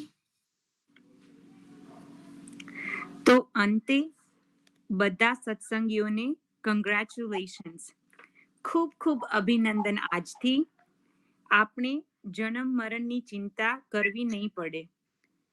તમે અવિચલ પરમ પદમાં બંધાશો એટલે એવું સુખ પ્રાપ્ત થશે કે જેનું વર્ણન મુખથી પણ કરી શકાય એમ નથી. આજના શુભ દિવસે આપના લગ્ન થયા છે. જન્મ જન્મોના બંધનથી છુટકારો માંડવાનો માર્ગ મળી ગયો છે આપણને. તો પરમ ગુરુને પ્રાર્થના કે આપણને આ ભક્તિ માર્ગમાં આગળ વધારે, એના માટે આપણને આશીર્વાદ આપે. બધાને સત કહેવો સાહેબ. હવે કોઈને કંઈ ઉમેરવું હોય કે પ્રશ્ન પૂછવું હોય તો પૂછી શકે છે. પણ હું ભાભી અને દીપિકાબેનને ખૂબ જ થેન્ક યુ કહું છું કે એમને એટલી સરસ રીતે આજનો સત્સંગ પ્રસ્તુત કર્યો છે બધાને સમજવા માટે. મારા લગ્ન થઈ ગયા છે પણ આઈ ડોન્ટ થિંક કે હું વિધિ સમજી શકી હતી જ્યારે મારા લગ્ન થયા. પણ આજના સત્સંગમાં જે પ્રશ્ન પૂછ્યા છે અને આપણને એક્સપ્લેન કર્યું અને પછી એ ભાવ આપણા કર્તા માટે જોડ્યું છે, એનાથી મને ખૂબ જ અન્ડરસ્ટેન્ડ થયું છે. થેન્ક યુ દીપિકાબેન, થેન્ક યુ ભાભી. યુ વેલકમ હેતલબેન. તો આજે આપણને એક અખંડ વર મળી ગયા છે, તો જે આપણને હવે ચિંતા કરવાની જરૂર નથી, કારણ કે આ દેહ તો જ્યાં સુધી આ પતિ આપણી સાથે છે, જ્યાં સુધી આપણી સાથે આ દેહ છે, પણ આ એકવાર આપણે આ દેહ છોડી દઈને બીજા દેહમાં જઈશું તો આપણા અખંડ પતિ જે કૈવલ કરતા છે આપણી સાથે જ હશે. મને હમણાં એક ભક્તિ ગ્રંથની એક ચોપાઈ બરાબર યાદ નથી પણ એનો ભાવાર્થ યાદ છે, યાદ આવ્યું તો હું તમારા બધા પાસે શેર કરવા માંગુ છું.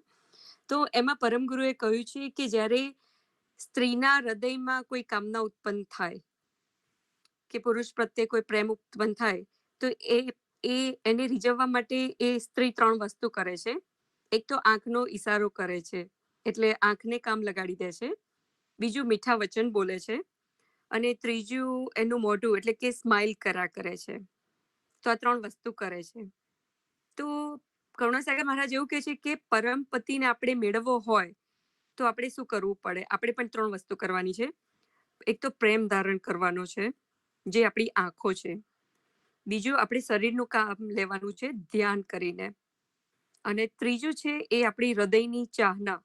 આપણે હૃદયની ચાહનાપૂર્વકની ભક્તિ કરવાની છે. તો આપણે આ 3 વસ્તુ કરીશું, આપણી ભક્તિ પર ચોક્કસ રંગ લાવે છે. બીજું કોઈને કંઈ યાદ આવતું હોય તો પ્લીઝ શેર કરજો, સત્યવાલ સાહેબ.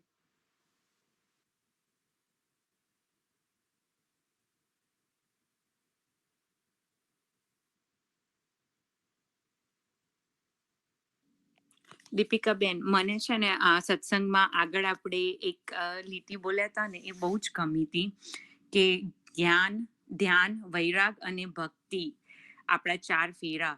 તો આપણને જેમ આપણે વધારે ભક્તિ કરીએ છીએ, સત્સંગ કરીએ છીએ તો આપણું જ્ઞાન વધે છે અને આપણું ઇન્ડિવિજ્યુઅલ સંકલ્પ હોય કે જ્યારે આપણે ધ્યાન કરવું જોઈએ અને ભક્તિ કરવી જોઈએ, પણ એના માર્ગમાં વૈરાગ આવે છે.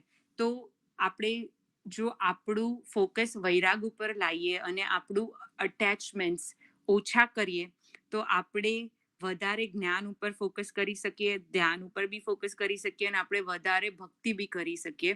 તો એ એક મેસેજ છે, કારણ કે આપણે આ બધી ઇન્ફોર્મેશન બહુ જલ્દી પ્રસ્તુત કરી. તો બસ જે બધા ઓડિયન્સ સાંભળે છે એ બધાને યાદ કરાવવું છે કે બસ એ એક જ લીટીમાં કેટલું સરસ એક્સપ્લેન કર્યું છે કે એ 4 વેરી ઇમ્પોર્ટન્ટ વસ્તુ છે, પણ એમાં આપણે વૈરાગ કરીશું અને ઓછા અટેચમેન્ટ રાખીશું તો આપણે એ બીજા 3 વસ્તુ ઉપર ફોકસ કરી શકીશું જે પોઝિટિવ છે અને આપણને કરતા પાસે સાચા માર્ગ ઉપર જોડી રહ્યા છે. સાચી વાત છે. વૈરાગનો મતલબ છે ત્યજી દેવું, છોડી દેવું. તો જ્યારે આપણે સારી વસ્તુ પકડીએ છીએ તો ઓટોમેટિક જે ખરાબ વસ્તુ છે એ જીવનમાંથી નીકળી જતી હોય છે. એક્ઝામ્પલ, આપણે આંખો છે તો આપણને ઓલવેઝ બધું સારું સારું જોવું ગમે. આપણે ઓલવેઝ દિવસમાં પણ આપણે ટાયર્ડ હોઈએ તો આપણી આંખોને શું જોવું હોય, કંઈક ટીવી સિરીઝ જોઈ લઈએ કે કંઈક પિક્ચર જોઈ લઈએ, મૂવી જોઈ લઈએ, રાઈટ? તો હવે આપણે જે બેડ હેબિટ્સ છે એને ડ્રોપ કરવી હોય તો શું કરવું પડે? We have to attach to higher thing કે ચલો એના કરતાં આપણે મૂવી જોઈએ છીએ, એના કરતાં આપણે કંઈક પરમગુરુનું ગ્રંથનું કંઈક સાંભળીએ કે કંઈક વાંચન કરીએ. તો જ્યારે આપણે મનમાં એવી ભાવના ઉત્પન્ન થાય કે આપણે પરમ ગુરુને વધારે સમજવા છે કે જાણવું છે, તો આપણે ઓટોમેટિક આપણે એ તરફ પ્રયાસ થતો રહેશે અને દુનિયાની જે પેલી છે આપણને જે લાજ શરમ એ છૂટી જાય છે. ખોટી વસ્તુથી આપણે ઓટોમેટિક બચી શકીએ છીએ.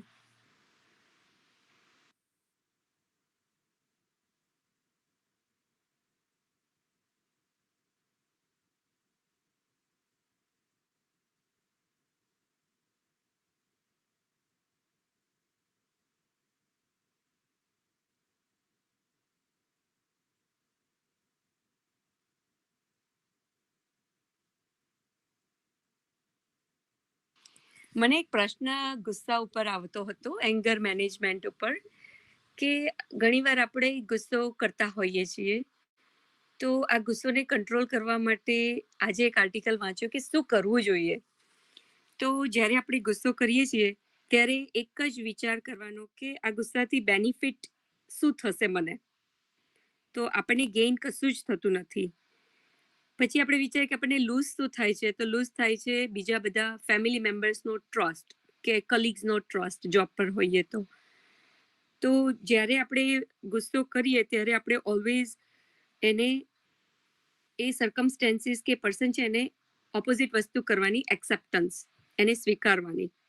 તો એ વસ્તુ આપણે સોલ્વ કરી શકીએ. તો જે એંગર મેનેજમેન્ટમાં બસ એ જ વસ્તુ છે કે એની ઓપોઝિટ જે વર્ચ્યુ છે એક્સેપ્ટન્સ, એને સ્વીકારી લાવવાનું. તો પછી તમારો કોઈ બી સંજોગ આવે તો તમે એને સ્વીકારી લો તો તમને ગુસ્સો ના આવે. તમે ડ્રાઈવ કરતા હોવ, રસ્તામાં ટ્રાફિક આવે છે તો તમને ગુસ્સો આવે, પણ તમે જ્યારે નીકળો છો ઘરેથી તો તમારે એક્સેપ્ટ કરી જ લેવાનું કે મે બી લેટ થશે, 5 મિનિટ જોબ પર વહેલા જવાનું, કદાચ ટ્રાફિક હોય તો. પછી જ્યારે ટ્રાફિક થાય ત્યારે તમને ગુસ્સો ના આવે, કારણ કે તમને ખબર છે કે અત્યારે લોકડાઉન ઓપન કર્યું છે, people are crazy to go out, તો પછી ટ્રાફિક હોય પણ ખરો. તો જ્યારે પણ તમે કોઈ બી સંજોગોને સ્વીકારી લો, કઈ બી બેડ ટાઈમ હોય, ગુડ ટાઈમ હોય, સ્ટોર્મ્સ હોય, કંઈ પણ, તો તમને ગુસ્સો નહીં આવે.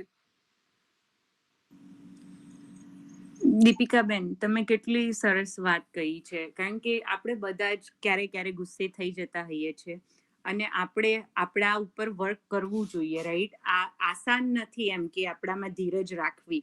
હું મારા નેફ્યુને વાત કરતી હતી, મારા ભત્રીજાને આજે, કે લાઈફમાં એની દ્રષ્ટિએ તો બહુ જ નાનો છે, રાઈટ? તો એની દ્રષ્ટિએ લાઈફમાં સક્સેસફુલ થવું હોય તો શું જોઈએ? તો મને આદિત્ય કહે છે કે ફઈ, લાઈફમાં સક્સેસફુલ થવું હોય ને તો ધીરજ જોઈએ, પેશન્સ. આપણામાં પેશન્સ હોય તો આપણને ગુસ્સો ઓછો આવે. તો એ જ રીતે આપણે જો વિચારીએ કે આપણે કેટલા જન્મ લીધા, આપણે મોક્ષ પામવાનું છે, પણ આપણને વારંવાર આપણે જન્મ લઈને આપણને કેટલી વાર લાગે છે. તો કર્તા અને પરમ ગુરુએ કેટલી ધીરજ રાખી છે, એ બધાને જ એક્સેપ્ટ કરે છે. જે ભક્તિ કરે છે એને બી, અને જે મનુષ્ય હજી નથી સમજી શક્યો, જેને અંશ અને અંશીની ઓળખાણ નથી થઈ, એમને બી કરતા એ જ દ્રષ્ટિએ સ્વીકારે છે ને એટલો જ પ્રેમ કરે છે. તો આપણે કર્તાના અને પરમ ગુરુના શિષ્ય થઈએ તો આપણે બધાને જ પ્રેમથી સ્વીકારવું પડે અને આપણામાં ગુસ્સો ના આવવો જોઈએ. આપણે મનુષ્ય છીએ એટલે આપણને આવશે, તો આપણે એ ગુસ્સો કંટ્રોલ કરવો હોય તો તમે જેમ કીધું એમ કે એક્સેપ્ટન્સ અને ધીરજ અને અનકન્ડિશનલ લવ, એ 3 ભાવ આપણે પેદા કરીશું તો આપણે આપણા એંગરને કંટ્રોલ કરી શકીશું. ખૂબ જ સાચી વાત છે. અને બીજું એ પણ છે, તમે બહુ સરસ કીધું કે અંશ ભાવ. દરેક માણસને આપણે અંશની દ્રષ્ટિએ જોવાના છે.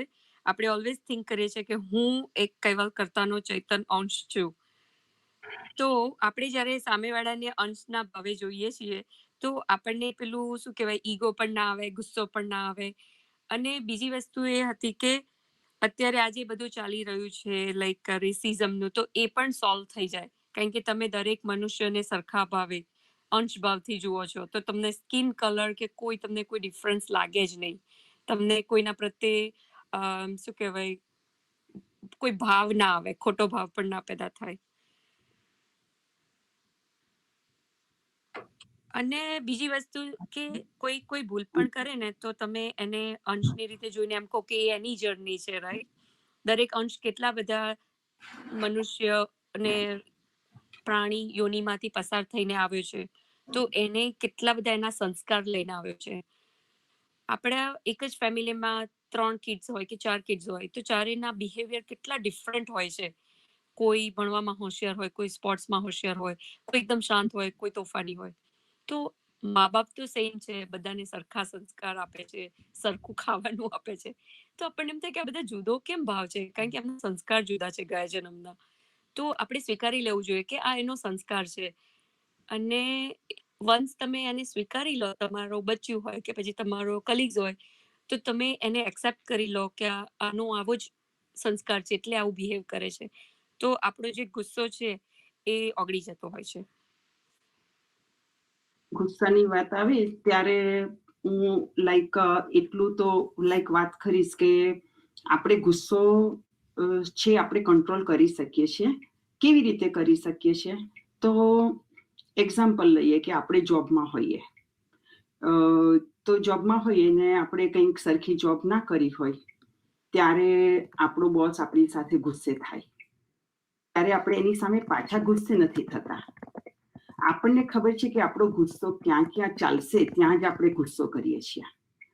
ત્યાં આપણને ડર છે કે જો હું પાછો ગુસ્સો કરીશ તો મારી જોબ જતી રહેશે, કાં તો મને લોઅર પોઝિશનમાં મૂકી દેશે કે વોટ એવર, કશું બી આપણે ત્યાં આગળ આપણે કંટ્રોલ કરી શકીએ છીએ. બીજી વાત છે કે આપણને પોલીસ ઓફિસર ઊભા રાખે, આપણે હાઈ સ્પીડમાં જતા હોઈએ કે બીજું કોઈ સ્ટોપ સાઇન ના થયા હોય, XYZ કોઈ બી ફોલ્ટ આપણને પોલીસને આપણો દેખાયો અને આપણને સ્ટોપ કર્યા, તો પોલીસ આપણું ડ્રાઈવર લાયસન્સ લઈ જાય. આપણે બધા જ જાણીએ છીએ કે પોલીસ એકવાર ડ્રાઈવર લાયસન્સ લઈ જાય પછી કેટલી બધી લાંબો સમય લગાડે છે અને જલ્દી પાછા ના આવે. હવે આપણે માનો કે આપણે જોબમાં જવાનું છે, મોડું થતું હોય, કોઈ ઇવેન્ટ્સમાં જવાનું હોય, મોડું થતું હોય, તો બી આપણે કેટલું પેશન્ટ રાખીને બેસવું પડે છે. અને અંદર તો આપણે બહુ જ ગરમ થઈ જઈએ કે હજુ આ લાયસન્સ પાછું ના આપ્યું કે હજુ આ ના કર્યું, અને આપણે કેટલું બધું બોલતા હોઈએ કે મનમાં વિચારતા હોઈએ, પણ તો છતાં બી આપણે પોલીસની સામે ગુસ્સો નથી કરતા. ઘરે આવીને ફેમિલી સાથે ડિસ્કસ કરીએ ત્યારે કદાચ ઊંચા અવાજે બોલીએ કે ધીમે રહીને કહીએ, એ વાત એક અલગ છે. પણ આપણને જ્યાં જ્યાં ખબર છે તે આપણે ગુસ્સો આવી જાય તે છતાં નથી કરવાનું, ત્યારે આપણે કેવો કંટ્રોલ કરી શકીએ છીએ. પણ જ્યાં આપણને ખબર છે કે અહીંયા મારું જોર ચાલવાનું છે, તો લાઈક કિડ્સ માતા પિતા સાથે ગુસ્સો કરે કે માતા પિતા કિડ્સની સાથે ગુસ્સો કરે, કે આપણાથી જે વીક પીપલો છે કે જે એટલા સ્ટ્રોંગ નથી, એ પીપલોની સાથે જ આપણે ગુસ્સો કરતા હોઈએ છીએ. એટલે જ્યારે આપણે આપણી સેલ્ફને કંટ્રોલ કરવી હોય તો આપણે કમ્પ્લીટલી આપણે એ કંટ્રોલ કરી શકીએ છીએ.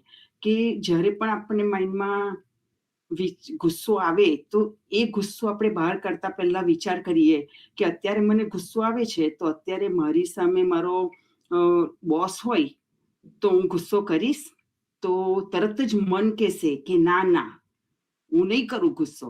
તો પછી મારાથી જે નાના પીપલો છે, મારાથી જે દુર્બળ માણસો છે, કે જેની પાસે હું દાદાગીરી કરી શકું કે ગુસ્સો કરી શકું, તો એ બરાબર છે? એ આપણે આપણી જાતને જ પ્રશ્ન કરીએ તો તરત જ આપણું મન કહેશે કે ના, એ બરાબર નથી. અને જો એ રીતે આપણે પાવર કરીને આપણે ક્રોધ કરીએ તો આપણે આપણો ક્રોધ વધારીશું.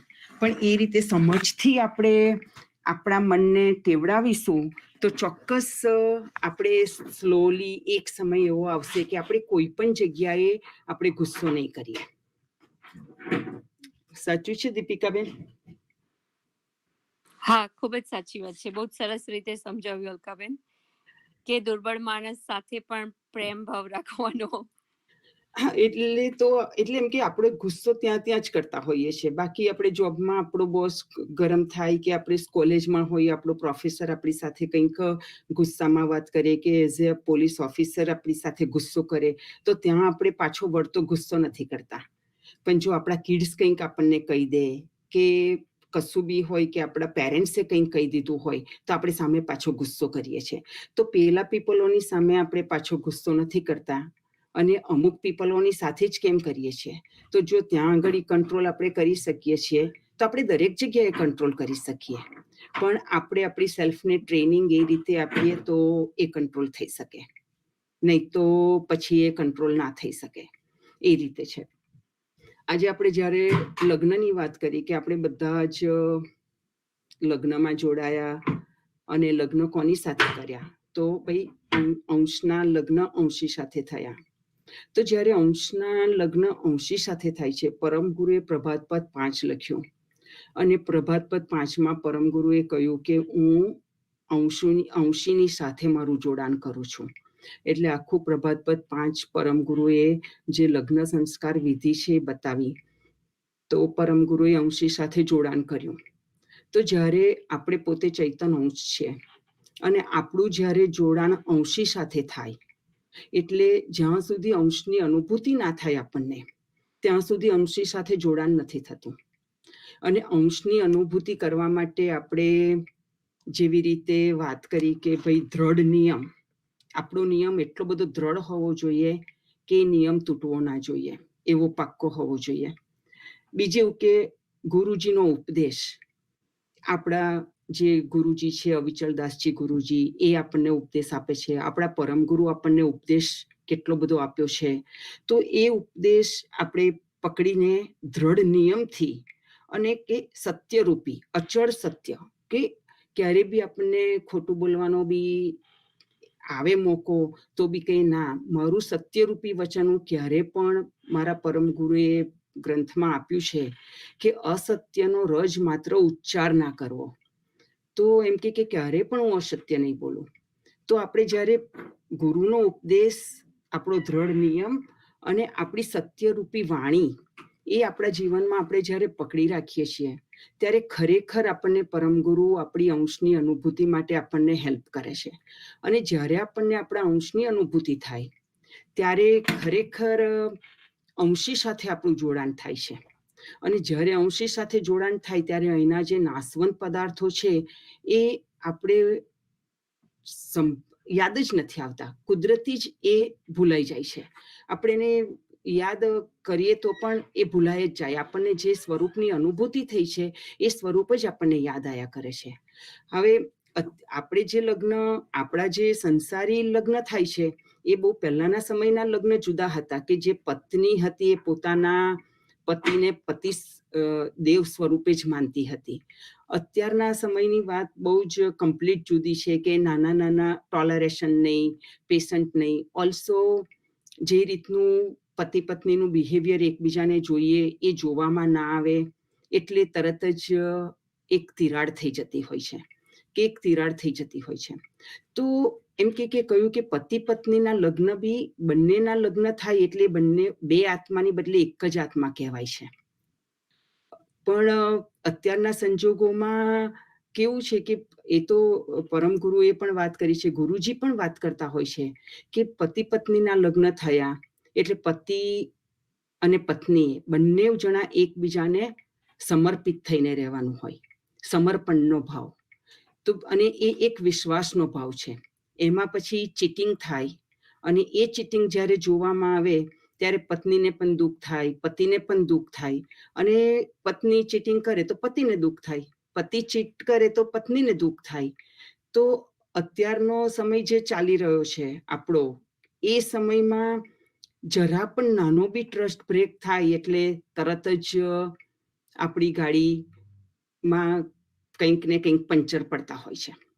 અને એ પંચર પછી જ્યારે રિપેર કરવાના થાય ને તે વખતે બહુ જ બધી માથાકૂટો થતી હોય છે.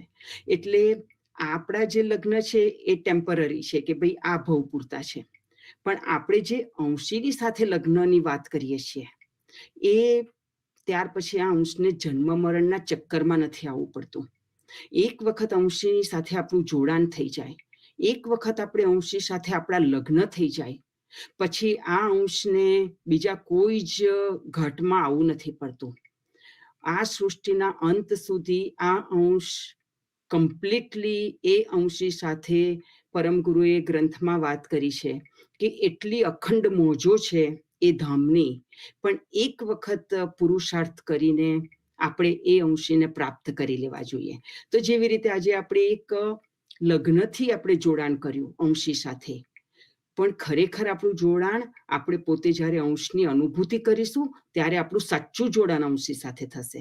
અને ત્યારે આપણે ફરી ક્યારે પણ આ જન્મ મરણના ચક્કરમાં નહીં પડવું પડે. તો આજથી આપણે સૌ એક એવો નિયમ રાખીશું કે દ્રઢ નિયમ, અને એની માટે આપણે આજે 2.5 મહિનાથી આપણે જે સત્સંગ શરૂ કર્યો છે, તો હું એક એક્ઝામ્પલ આપીશ કે આપણા અમારા અહીંયા મંદિરમાં એક કોલેજમાં ભણતો છોકરો છે અમર. હવે એ પહેલા બી એ ઉપાસના તો કરતો જ હતો, પણ અત્યારે એ ઉપાસના કરે છે જ્યારથી સત્સંગ આપણો શરૂ થયો.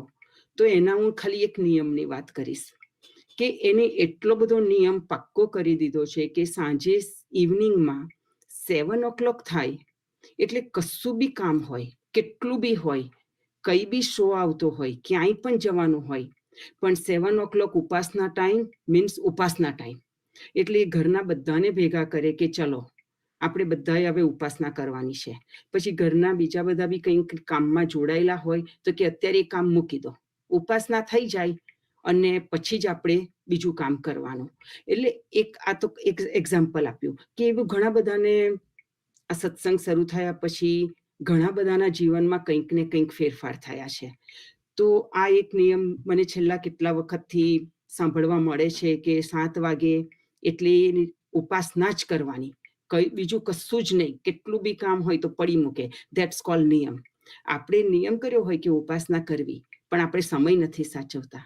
આજે 6 o'clock કરીએ, કાલે 7 વાગે કરીએ, આજે આપણો કંઈક સરસ બહાર જવાનું હોય કે ટીવી શો આવતો હોય તો આપણે પાછો આપણો ટાઈમ બદલી કાઢીએ. તો એ બધું લાઈક આપણી કન્વિનિયન્સ પ્રમાણે કરીએ છીએ. પણ આપણે એક્ઝામ્પલ લઈએ કે આપણે સ્કૂલમાં જઈએ તો સ્કૂલનો ટાઈમ કેવો પાક્કો હોય છે કે 8 વાગે એટલે 8 વાગે સ્કૂલમાં જવાનું.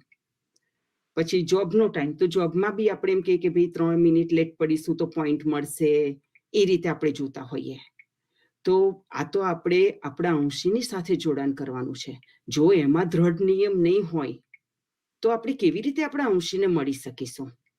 તો આજે જેવી રીતે આપણે અંશીની સાથે આપણા લગ્ન કર્યા છે તો આ લગ્ન પછી આપણે ક્યારેય બી ફરી આ અંશને બીજા અવતારોમાં આવવું ના પડે એવી રીતે આપણે આપણો દ્રઢ નિયમ, અચળ સત્ય લઈ અને આપણા સત્સંગને વિરામ આપીએ. કોઈને કંઈ બી વાત કરવી હોય તો હજુ કરી શકે છે.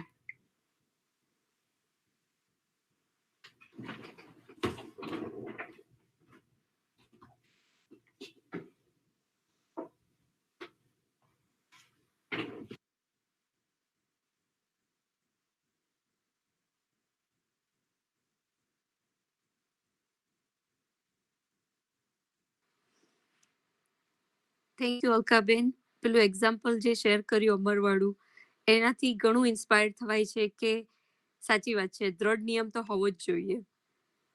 મને પ્રશ્ન થાય છે, આપણે ગુરુ મહિમામાં કહીએ છીએ કે ત્રાહે ત્રાહે પોકારું છું પતિ કો, સુણો ધણી અરજે દુઃખ સતી કો, હોય પતિવ્રતા તો પતિને લાજે, વિટંડીને સુખ ન મળે સમાજ. તો આના વિશે જરા થોડું કહેશો?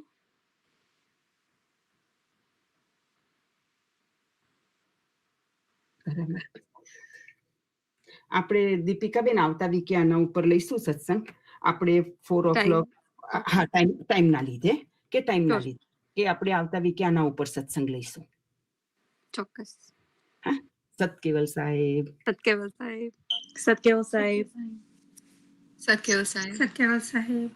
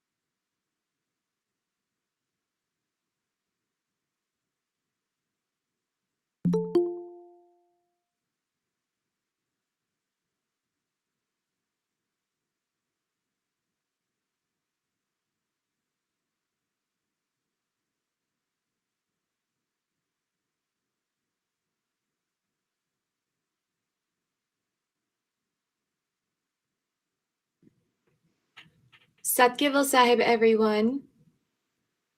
I need one person to confirm that they can hear me and that they can see my screen, my PowerPoint. Satkeval Sahib, Radhika, yes, we can see. Okay. And is it the, can you see my title slide?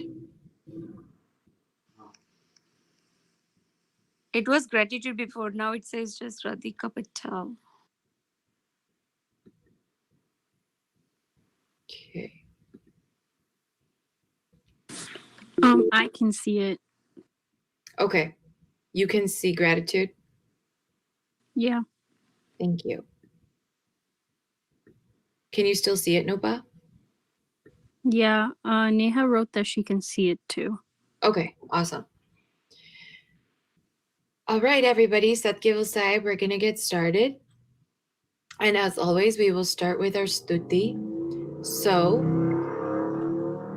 Kaivalam chidenam avenam vayanam dviganam lagoyam amoham amastu niralam narayanam aham nam varneyam naeti narneyam pranayam parantu japenam japayam kayam mam manati magoyam swayam tvam samastu Jahanama deyam nam vichandam Vinayaje karoti vivarjita vastu Vidhi vaivedantam achantena chantam Sunati sunatam jenatha anantu Agadam bohodam rahe janmahadam Kuveram deyamam namami namastu Shrimad करुणा सागर महाराज की जय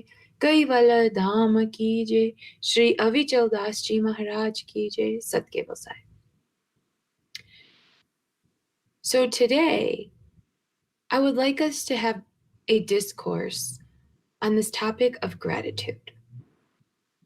Recent research, and maybe it's not so recent because it's the most quote unquote the earliest research on gratitude and its positive effects on our minds has been dated to 2007, which might seem a long time ago for some people and might seem like not so long ago for some people. Although it's all about perspective, right? Because this year in and of itself has felt like many, many years. So it all depends on how we look at it. But 2007 was when many psychologists started looking at the effects of gratitude on our minds and our physical health. Our mind, body, and soul, our mental health, our physical health, and our spiritual health, they're all intertwined. I don't know how many of you have seen this symbol. It's called a triquetra, and it's this symbol where you have three links that are interwoven with each other. And each of the three links, think of like a Venn diagram that has three separate bubbles and they're brought together and you have one common space in the middle. Overall health is guided by this combination, the three aspects coming together, we can be physically healthy, but sometimes we can be mentally unhealthy. We can be mentally healthy, but sometimes we can be physically unhealthy. Although one can argue that if we are mentally healthy, that might guide us to be physically healthy. And if we are mentally healthy, that might also guide us to be spiritually healthy.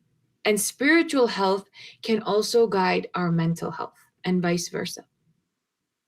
So today, I would like to discuss with everyone the impact of gratitude on our mental, physical, and spiritual health, and how we can apply this word that's been thrown around so often. I'm grateful for this, I'm grateful for that. On Thanksgiving, we see so many posts about I'm thankful for this and I'm thankful for that. When today's Father's Day, and I've seen a lot of posts today on social media expressing gratitude towards one's father or grandfather or uncle or any paternal figure that we have in our lives.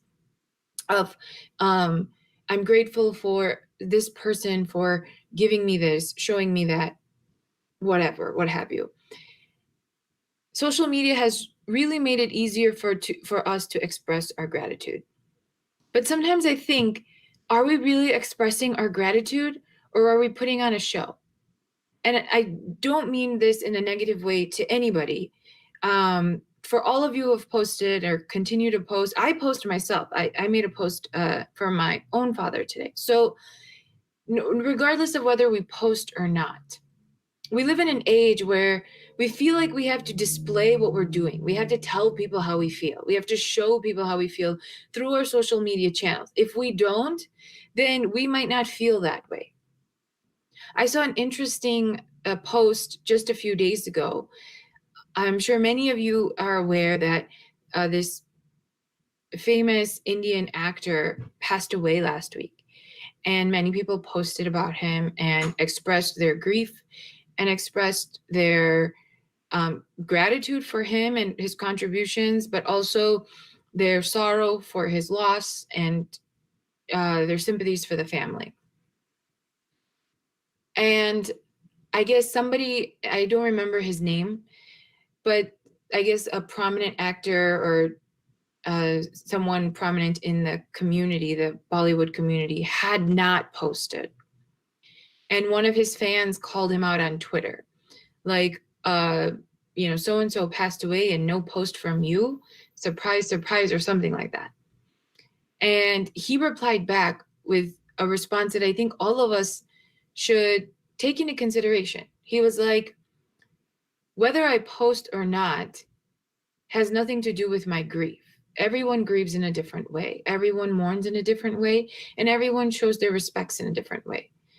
I can post but not truly believe it, or I can really believe it and not post. Which one has more weight? And the same thing applies with our gratitude. We post a lot.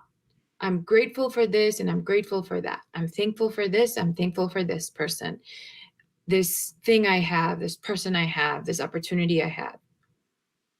But is our post linked to actual feelings? How often do we try to actually link what we are feeling to what we are posting or what we are messaging? And that's what we have to reflect upon when we're thinking about gratitude. Because gratitude is what many people may argue, what I will argue, can be one of the first stepping stones onto any journey of personal growth. If we want to heal ourselves, if we want to heal our minds, our bodies, our spirits, if we want to grow in any direction, again, mind, body, spirit, it must start from a place of gratitude. This place of gratitude will allow for us to continuously be aware of our position in the world with respect to what we have, and it will make us ultimately happier people. And that's something that I want to unfold with all of you today. So let's get started.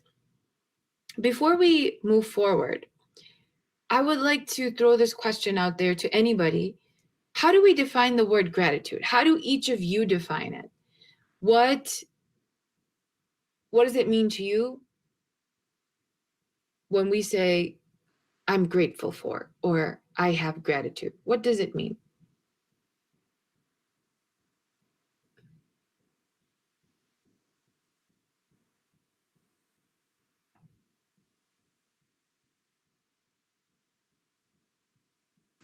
How grateful I am. How grateful you are. Okay, but what does it mean? Like, what are you trying to say in more words without using the actual word? Remember, the definition of a word cannot be defined by using the word itself. How thankful I am. Or synonyms. Although I would say that thankful and grateful are not as synonymous as most people think, but how thankful you are, but what is it? What are you expressing? So the way I think about this is when I say I'm grateful for something or someone, I mean, my life would have progressed without it. When I say thank you, mom, or thank you, dad, for getting me this car, or I'm grateful that my parents got me this car, I am grateful that they got it. It made my life easier. So now that doesn't mean that if I had the old car, my life wouldn't have progressed, right? I still would have been able to get to where I needed to get things done. It's just a different perspective of looking at the things that you're getting and acknowledging them. Mm-hmm. Okay. Yeah, sorry. Oh, no. You say. I was just gonna say what Deepika Ben typed in the chat, but you say what you were gonna say first. Yeah, I was like kind of saying like it's also like showing you're like you're satisfied with what you have, I guess, and like not needing more in a way, I guess, if that makes sense. Okay, yeah, that makes sense. Deepika Ben in the chat has said that thanks to being thankful for having something, or showing kindness, showing appreciation for what we have. All really great thoughts. Does anyone have anything else that they would like to add?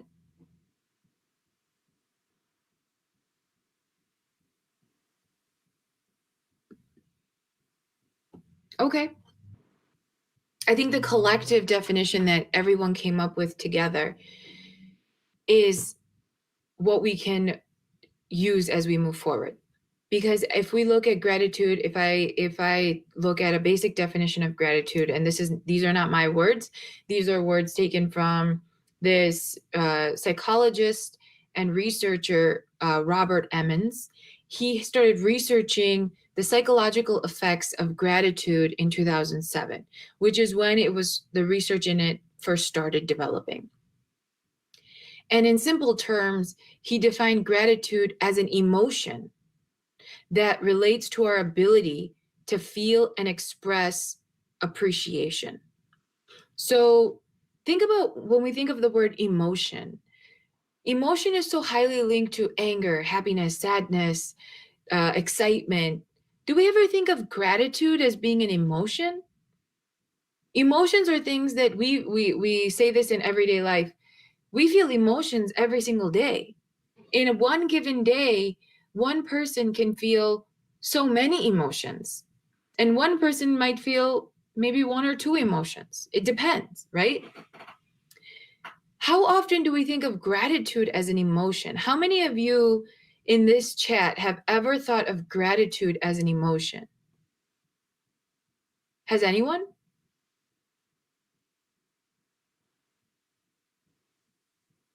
I myself have not. While I have for the longest time been a very big believer in expressing gratitude, understanding it, and internalizing it, but also externalizing it on a daily or regular basis, I haven't considered it to be an emotion until I started preparing for our satsang today. And it really made me think about it a different way. Because when we think of gratitude as like a thing, just a feeling that we have, or this feeling of appreciation, feelings are fleeting. They're also emotions are too, but feelings are a lot more transient than emotions. Emotions are something that we can feel for a significant amount of time. When someone is wronged, let's say someone does something really hurtful to you or does something really humiliating to you, we are angry in that moment, but then we also carry that anger with us, that resentment with us for so many years, maybe months, years, whatever. Think of a time when you feel like someone really hurt you and we were angry at this person for hurting us. How long did we live in that anger? The anger can stick around for a really long time. In fact, this researcher here, he describes anger like Velcro. It sticks on and it's really adhesive. While more positive emotions like happiness don't stick on as quickly. That's the power of our mind. And that goes into some physiological reasons as well, which we're not going to go into because they relate to our physiology and anatomy of the way our brain is built as well. But if we think about it, think about a very happy time. So maybe when you graduated high school or college, or when you made another significant achievement in your life, or if you've been married. Many people say that getting married is a very happy occasion. Most people consider it to be like one of the happiest days of their lives. How long does that happiness stick with you? Versus now compare it to when, like I said, someone did something hurtful to you that made you very sad or angry or resentful. How often do those emotions stick with us? So emotions are not necessarily transient. Transient means they temporarily come and go. They don't stick around for a while. Gratitude, up until now, we've been thinking about it as this feeling. But if we think about it as an emotion, all of a sudden it means so much more, because gratitude as an emotion means that it can stick around. It can be a part of our lives. It can be integrated into our daily routine, our daily fold, and it can be with us. We can hold on to it. So rather than holding on to that resentment and anger, we can hold on to this gratitude. In this way, if we think about our emotional development or perspective on a daily basis, how can we express our how can we turn it into an emotion? Because it's still a feeling, but how can we turn it into an emotion that's integrated into our daily lives? Well, one way can be that we openly, and not to anyone, not to like a room, you don't have to walk into, a room full of people, your parents, your siblings, your grandparents, whatever, and be like, I've decided that I want to express my gratitude and I'm going to tell all of you what I'm grateful for. You don't need to do that. You just sit down and in a quiet place and just have a moment to ourselves where we can go over all of the things that we are truly grateful for and turn that into a habit. And if we are able to turn that into a habit, then it slowly becomes an emotion that we carry with us, because now we're doing it every single day. And we're really believing that what we are saying is true. And so then it starts coming naturally to us. We start holding on to these feelings. So when we are faced with a situation, we can tackle that situation using this outlook, using this perspective.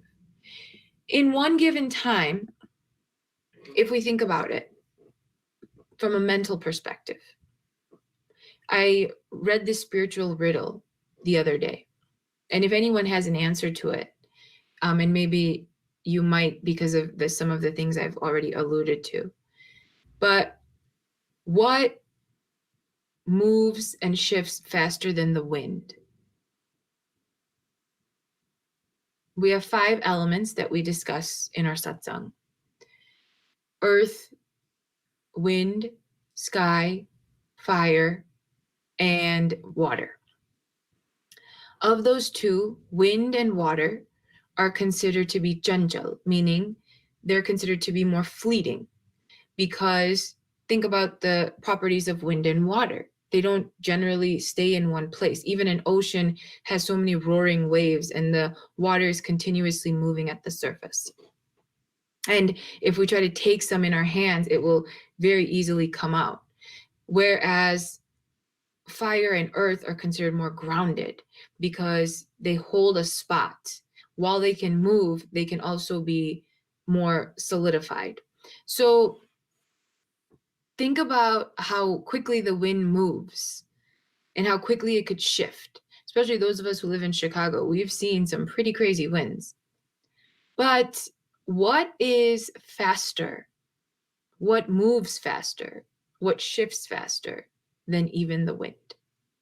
Does anyone know? Or does anyone have ideas?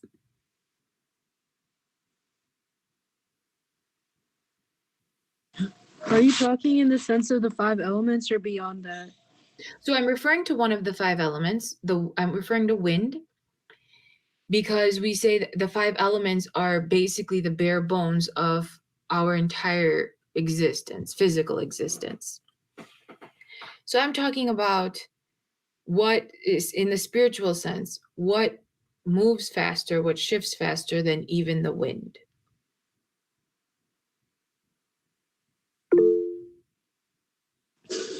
Is it our emotions? Our thoughts? Close. Deepika Ben just typed that into the group chat. Our thoughts. Emotions, thoughts closer. What gives the feelings, right? What gives because there's a reason behind why we receive those thoughts. What gives that is the feelings. The feelings that are associated with the thoughts, but what gives these thoughts? Our mindset? Our mind, our mindset, our minds. Our minds move faster than the wind. The temperament shifts faster than any of the 5 elements, but the wind is known to shift extremely quickly from all the 5 elements. And our mind can shift even faster. Our mind's ability to jump from thought to thought to thought, our mind's ability to move from one thing to the next, our mind's ability to not just jump from one thought to the next, but also to have a multitude of thoughts in one given day. Forget day, let's just talk about one given hour. How many different thoughts can come into our mind and how rapidly can they shift? Once we have an understanding of how quickly our minds work, we can understand why they can end up being the root cause of our issues. Because as Nilebhai was pointing out earlier, our thoughts are often related to some types of feelings or emotions. And when those feelings are rooted in actions that are temporary or transient, the feelings that are associated with it are also temporary. The thoughts that are associated are also temporary, but they have the ability to shape our minds.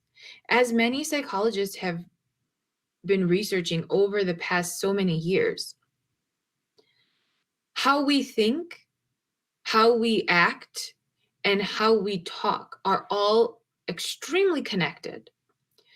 The thoughts that we develop throughout the day guide the language that we speak, and those easily turn into habits and behaviors. Vice versa, we can also impact our minds through our speech. What we say every single day can have an ability to shape and form our mind and our thoughts.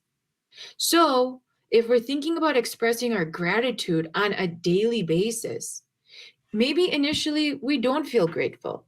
Who says we always have to feel grateful? Why do we always have to feel grateful? Maybe there are times where we're just feeling down and, hey, let me feel the way I'm feeling. I'm not feeling good about myself. I get it. Other people have bigger problems than me, but right now I'm just not feeling it. So I need to go through these emotions. Yes, we need to go through these emotions for sure. But at the end of the day, when it matters the most for our mental health, if we can come back to an established pillar of gratitude, it will help ground us. So yes, you don't need to feel gratitude every single day or every single minute. Maybe some days we feel more grateful than others. That is okay. But if we have converted it into an emotion, we can tap into that emotion when we need it the most. So similarly, let's say when we are very upset, I don't know how many of you have heard this, but I've heard this a few times. Like when we're very upset or flustered or sad about something, sometimes people tend to say, think of happy thoughts. Try to think of happy thoughts. Think of a happy memory. When we lose a loved one, many of us, especially when the loved one is older, like for example, when I lost when both of my dadas passed away, they were both 84. They were actually both 84 when they passed away. They lived long, healthy, and happy lives.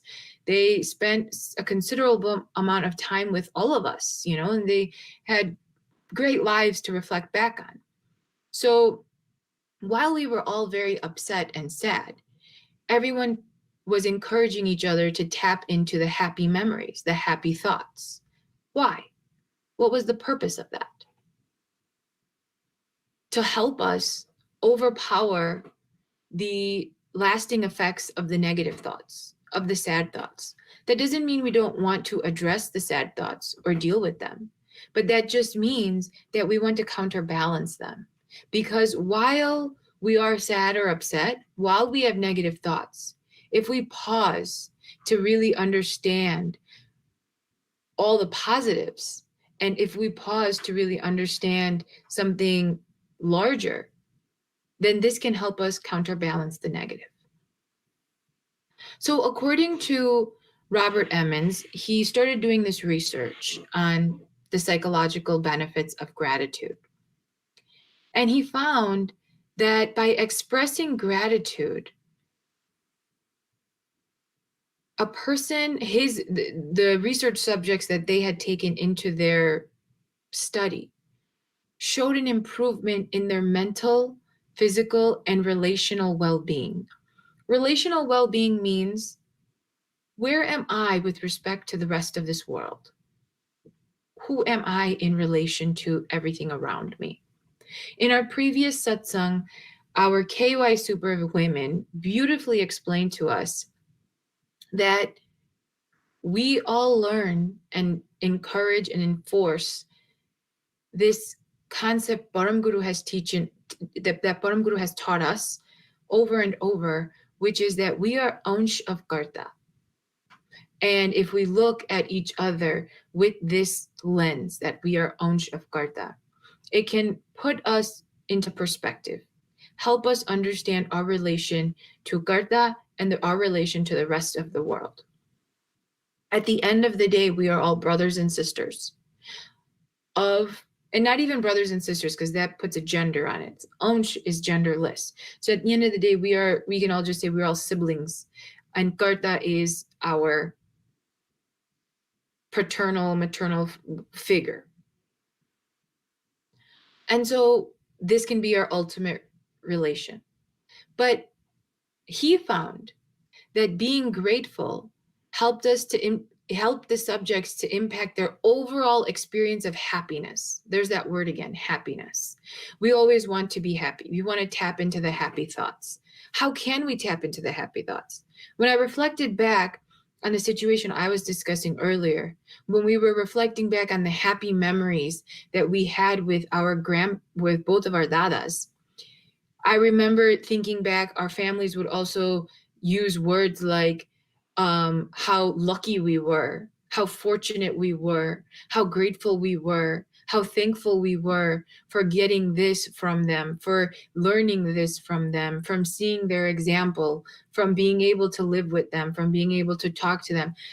Every single point always came back to some part of our fortune or luck. It always came back to recognizing it and then acknowledging it. Well, then, isn't that gratitude? At the end of the day, if we recognize our privileges, our fortunes, what we have been given, and we appreciate them and allow for them to be transformed into happy memories, isn't that gratitude? Won't that continue? And if we do that on a daily basis, won't that become an emotion that we can tap into for power and energy every time we need it, or any time we need it? So overall, there's so many benefits of gratitude that have been researched, and there have been many studies done. There was this one research study that was done at Berkeley University. They enlisted about 300 young adults, all college students. And all of these 300 adults were seeking mental health counseling at Berkeley University. They were recruited right before they started their counseling session, and they were divided up into 3 groups, 100 people per each group. And the trial was totally randomized. So people were put into each group at a random selection. One group so each group had its own activity. For those of you who know about research studies or any type of scientific study, you need to have one control group. So the control group just received therapy, regular talk therapy with the school counselor. One group was the experimental group. So this group received the talk therapy, but they also had to write a letter of gratitude to a different person every week. So once a week, they had to sit down and write a letter, something that they were grateful for, to one person in their lives. And they had to do this every single week for the duration of the study. And then another group was asked to do journaling. But they were asked to do journaling about all the feelings that they were having with regards to all of their negative experiences.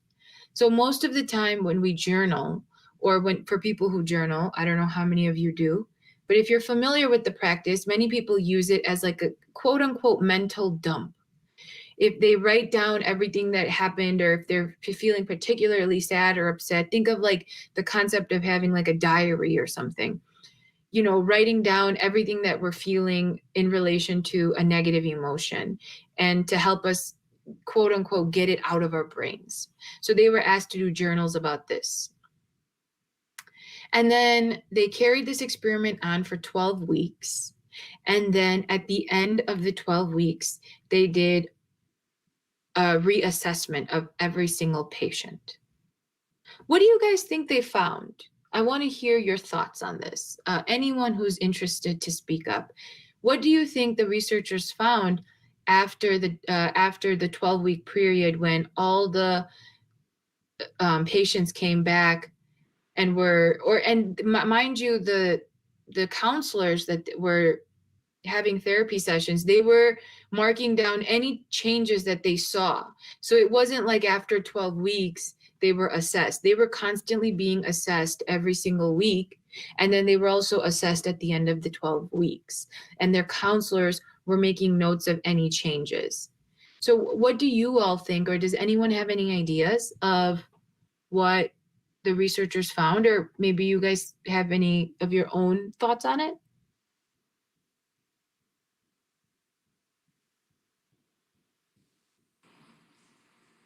They express more happiness after expressing their thoughts in the journal. Okay. So who is, can you please say your name? Kaival? All right, so Kaival is saying that the group that had to do the journaling along with talk therapy expressed more happiness as they were going through the therapy session. Okay, nice. Who else? Anyone else has any ideas? You can go. Okay, so the group who was expressing gratefulness for other people, they were more happier because they, in their mind, they were always thinking about high vibration thoughts. Okay, I'm the person I'm grateful for because of this qualities, right? So they are engaging in more powerful activity. Then the second group who were writing about all the negative emotions, because they were thinking about negative things to go out of their mind, but if they were still engaged in the negativity or negative thoughts. So I feel like the group who were doing more grateful activities were more happier, more peaceful, and more calm. Okay, that's Deepika Ben's idea. Nice. Anyone else have anything they want to add? I feel like the group that was like more on like the grateful side also experienced probably more self-control, I guess, because like with grateful thoughts, I feel like you like, I guess you're appreciative of what you have, so then you like stay to retain it, I guess. So they had more self-control and like self-discipline, I guess. Okay, sure. Very great contributions. So one, I would like to tell all of you how the researchers measured their data. Because I don't know if any of you were wondering, but I just want to help you understand how the results were quantified and qualified. Through each of the talk therapy sessions, the counselors did word analysis. So most of them were accompanied by speech therapists and also linguistic experts who analyzed the way people spoke in the therapy sessions, and then also during like side interviews that they had with the patients. That was one of the ways. The second way was after a 3-month period, they used an fMRI scanner to measure brain activity in the individuals while they were given a certain task to see how much brain activity that they were presenting. And they had them do different tasks. So these were the two modes of measurements. Deepika Ben and Nupa, you both were correct in your ideas that the group that wrote the gratitude letters showed a much higher increase in positive language during their talk therapy sessions than the other two groups. The group that was journaling the negative feelings and thoughts didn't show much of a difference in improvement compared to the group that wasn't journaling. And this led researchers to believe that journaling, yes, that quote unquote mental dump is necessary. We need to get our negative emotions out. We need to vent them out. But it's also important to counterbalance them with positive ideas. We cannot always focus on the negative. So rather than having a journal of all negative feelings and emotions, for the next research studies that were done in this study was done several years ago. Since then, there have been many, many more studies done. Researchers changed the design and added another group where they were journaling, but they were instructed to journal positive and negative. So if you had a negative experience, yes, write it down. And write down the negative feelings you had with it, but then also write down all the positive things that you had happen to you in that day or that week or whatever. And at the same time, once a week, write a letter of gratitude. Now, here's the surprising thing. How many of these letters do you think people mailed? How many of the pages? The requirement was that they had to write a letter of gratitude to each person every week.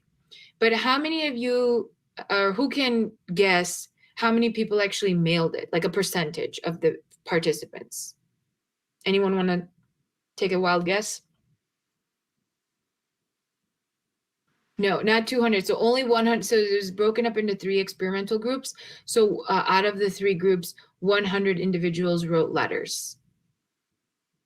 So how many out of the 100 do you guys think mailed the letters out? None of them. Okay, none of them. Deepika Ben says 20. Deepika Ben, close. 23. 23 people actually mailed their letters out. The other people did not mail the letters out. But guess what? Just by writing those letters, there was no difference seen between the people who mailed the letters versus the people who didn't, which indicated to psychologists that just by merely expressing gratitude on a regular basis can have so many profound positive impacts on our mind at the very core level. Then the fMRI scans were done. Brain activity was observed using actual objective data. So mind you, up until now, this is more subjective collection of data because while it is being collected by experts in their field, it all depends on how a person is speaking, and that can be very different from person to person. Although the results were very convincing. It wasn't like really close. The language differences in the experimental group, the group that wrote the gratitude letters, were significantly different and improved significantly more so than the other two groups, which that cannot be denied because mostly everyone started off around the same arena when it came to the type of speech they were giving. However, now they did more objective data collection. So brain activity is something that can be actually, monitored, and we can see it on a screen. We can see active areas of the brain using different techniques and tools, fMRI being one of them. So patients were given tasks to perform, positive and negative. And patients were asked to complete certain exercises and activities. And then their brains were scanned. What do you guys think? I mean, going along with everything that we've been talking about, any ideas? Don't really need to make any wild guesses. This is pretty obvious, this one.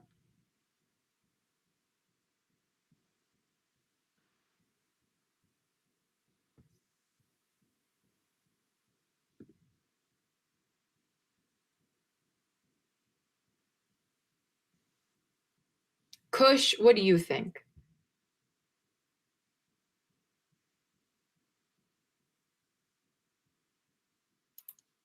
They're happier. Well, brain activity wouldn't necessarily show, so brain activity would show basically how many neurons are firing off in the brain, how quickly they're firing, and the different areas of the brain that are lighting up, quote unquote, that are active. So I don't know if that can be correlated to happier or not, but what do you think about the brain activity levels of the people who wrote the gratitude letters versus the ones who didn't?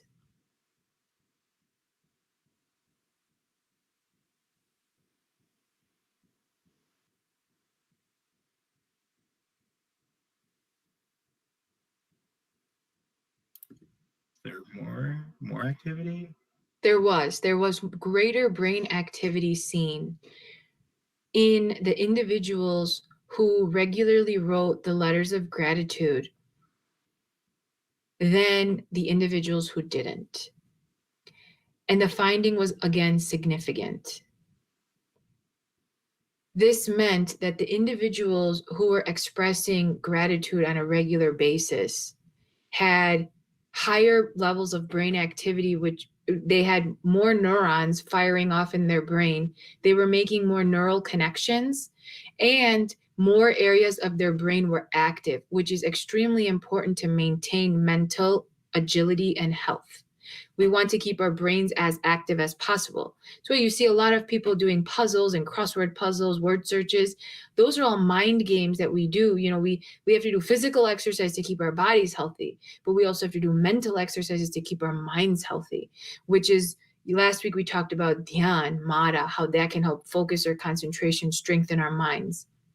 Today we're talking about gratitude, where we have scientific research as well as adhyatmic research, adhyatmic meaning dharmic research, given to us from dharmic knowledge, not research. We have dharmic knowledge, gnan, that Param Guru has given us about gratitude, in which Param Guru is always enforcing and reinforcing the importance of positive thoughts. Manasa vacha karmana kara guru charana nivas.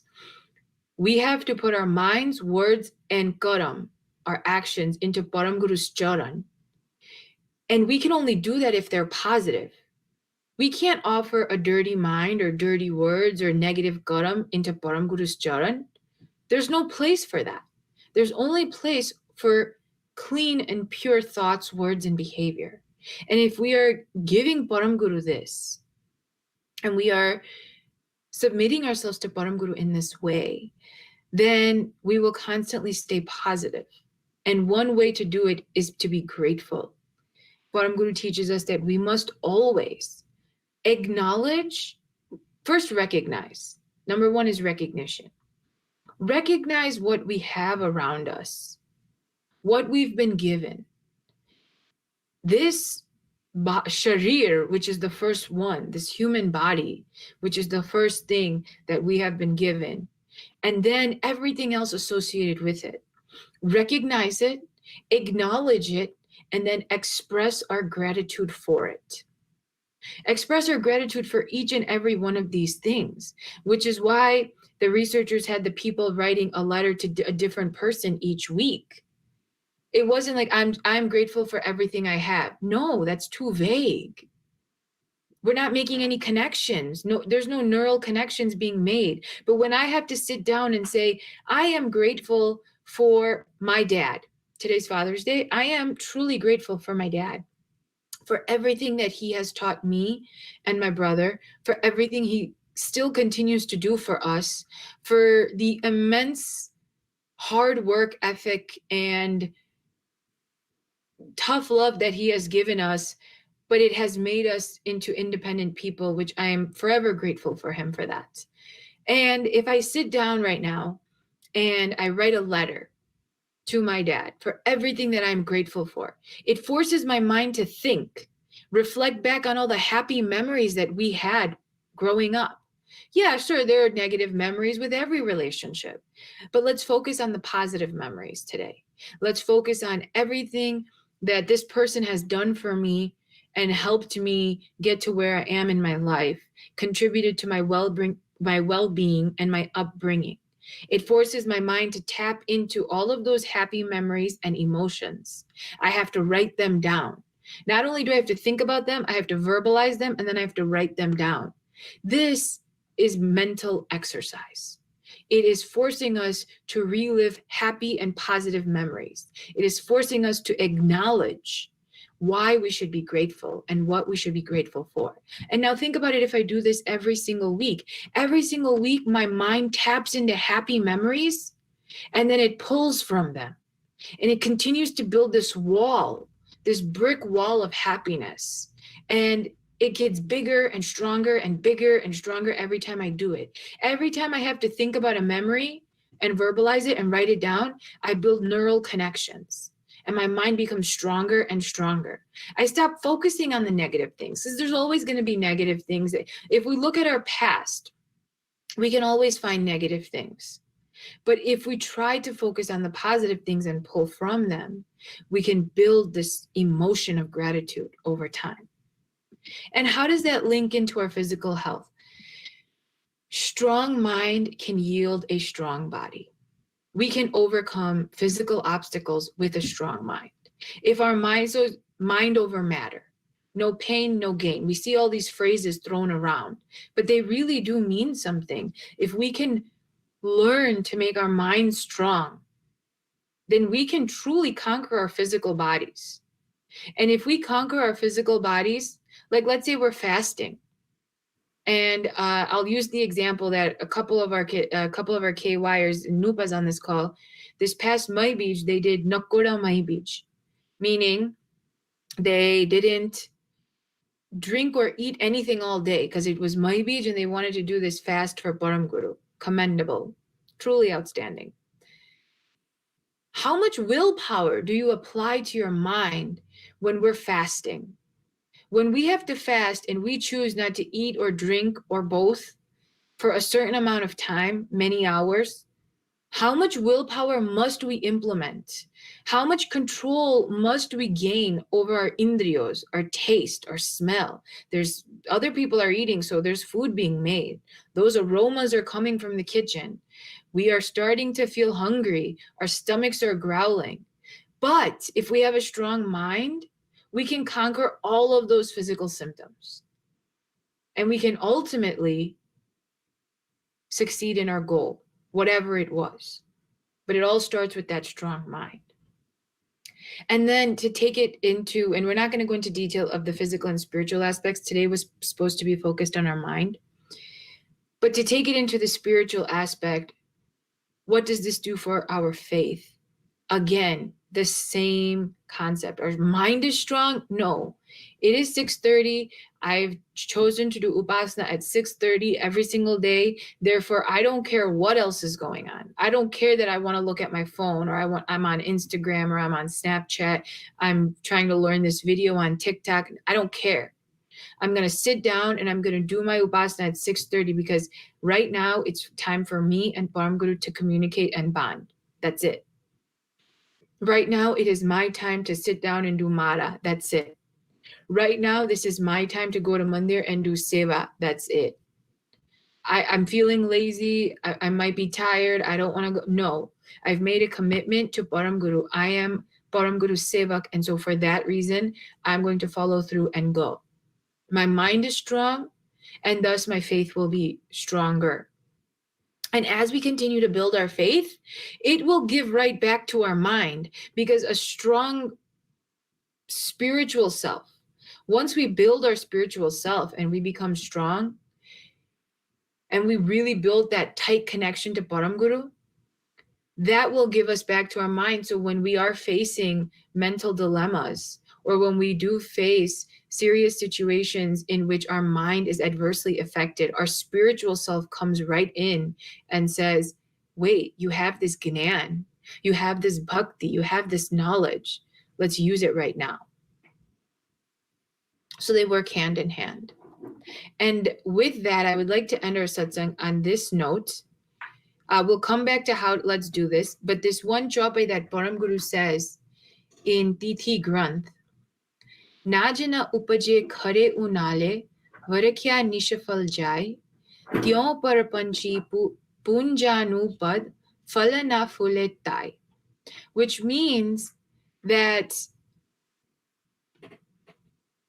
if we truly want to see the benefits of our own faith and spiritual growth, we must continue to stay positive. We must continue to constantly focus on all the good, and we must continue to show our gratitude in a larger picture, if we understand the bigger arat from it. But at the smaller point, like if we just look at the word-to-word translation, Param Guru is using the example of farming, that if there isn't enough rain during the season, all of the fruits and all of the crops will not grow. The labor will be worthless. There isn't going to be any turnaround. Just like that, if we continue to stay negative or behave in this parpanchi way, but then we also do this bhakti or gnan or seva, it's going to be the same thing. We can't have both. We can't be spiritual but also be negative. We must implement constant positivity in our lives. We must bring that into the forefront. And one of the ways we do that is with gratitude. If we can be grateful, if we can truly express gratitude on a regular basis, we can keep ourselves away from this parpanchi behavior that Param Guru discusses in Tithi Granth that we need to stay away from. And we're going to go into detail in this chopai in a future satsang. But parpanchi is a type of person who does negative behavior, negative actions, has lots of negative karma. And we don't want to be that type of person. We want to be a positive person who continues to have clean thoughts, words, and actions. And it starts with gratitude. So how can we do it? How can we practice gratitude? Here are some ideas that I thought were very useful to all of us And you can, and I'll put this out on the Satsang group me chat, the JPEG image. But today, I would like each of you to pick one at least. Either start a gratitude journal and write down 3 specific things. Remember, we want to be specific. We want to make our brains work. So be as specific as possible. 3 things that we're grateful for before we go to bed. Learn to say thank you more in our relationships, even amongst family and friends. I say this a lot with my friends and family. When I do something for them and they say thank you, I say there's no thank you between family. But then one time, hey Didi, she actually was like, I know, but it's a way for me to express my gratitude to you. And that stuck with me because I thought, I always say thank you too, but I don't like it when people say thank you to me, but that's their way of expressing gratitude and it's my way of expressing mine. So let's say thank you to each other and really mean it, because sometimes you could just become like, oh, thank you. But did we really connect to it? Were we really thankful to that person for doing what they did for us?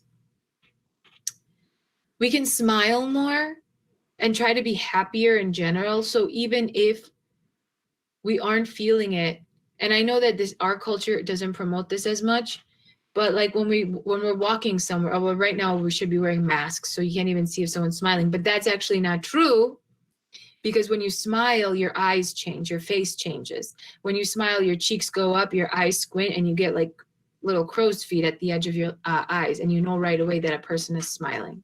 So try to smile more. It builds that humane connection that we have with each other, recognizing that you're an ansh of Karta, I'm an ansh of Karta, and we both are connected in this cosmos somehow. Volunteer to actually volunteer. Not because you want to write it on your resume or you want to write it on an application to use to get into college or graduate school or anything, but volunteer for the actual purposes of God has given me so much, Karta has given me so much, I want to give something back. If I'm not monetarily sufficient enough to, if I don't have financial stability, but hey, I'm young and I have this healthy body, I can physically go somewhere and do something and help someone using my healthy body.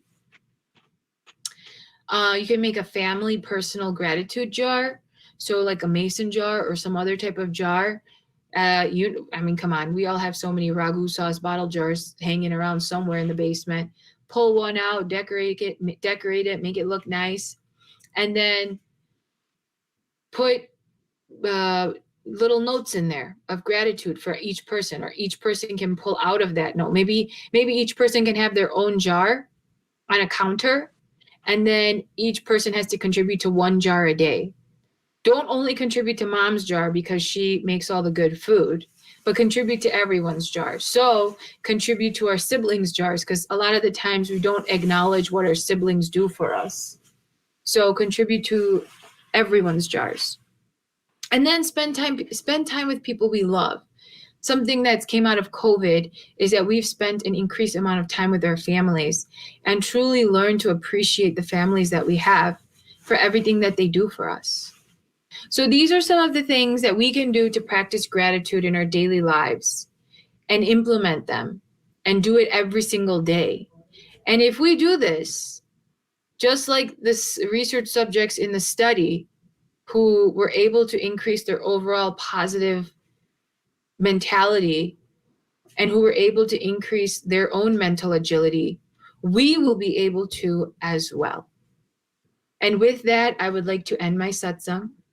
Sat Kaival Sahib, everyone, thank you for joining.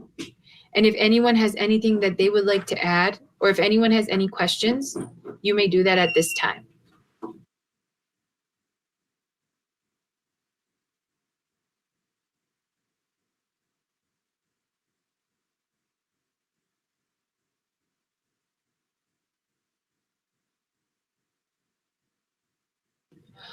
All right, so then I'm going to hand it over to Sastriji, and he is going to lead our 5 p.m. virtual Satsangs Sabha.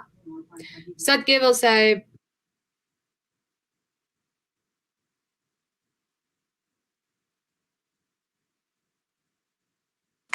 Sat Kaival Sahib.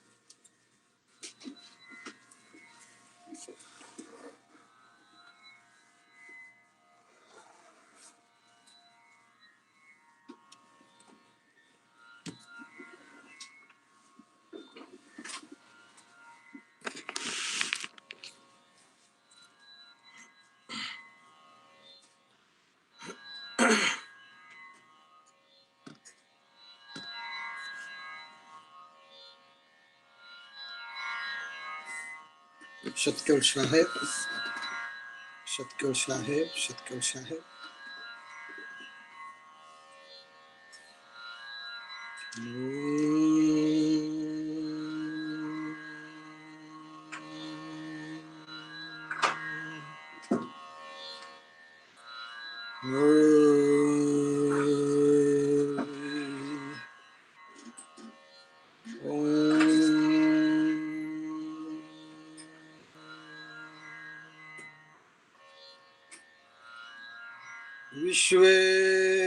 Vishveshwaragna Pranato Grahitva Ya Agata Ko Janatarana Nrubhyo Nrupena Dadati Bodham Namami Devam Karunarnamantam Namami Devam Karunarnamantam Gurur Brahma Gurur Vishnu Gurur Devo Maheshwara Gurur Sakshat Parabrahma Tasmai Shri Gurave Namaha Tasmai Shri Gurave Namaha Tvameva Mata Cha Pita Tvameva Tvameva Bandhu Cha Sakha Tvameva Tvameva Vidya Dravinam Tvameva Tvameva Sarvam Mama Deva Deva Tvameva Sarvam Mama Deva Deva Shrimad करुणा सागर महाराज की जय caval धाम की जय श्री अविचल दास जी महाराज की जय सतक्योर साहेब सतक्योर साहेब सतक्योर साहेब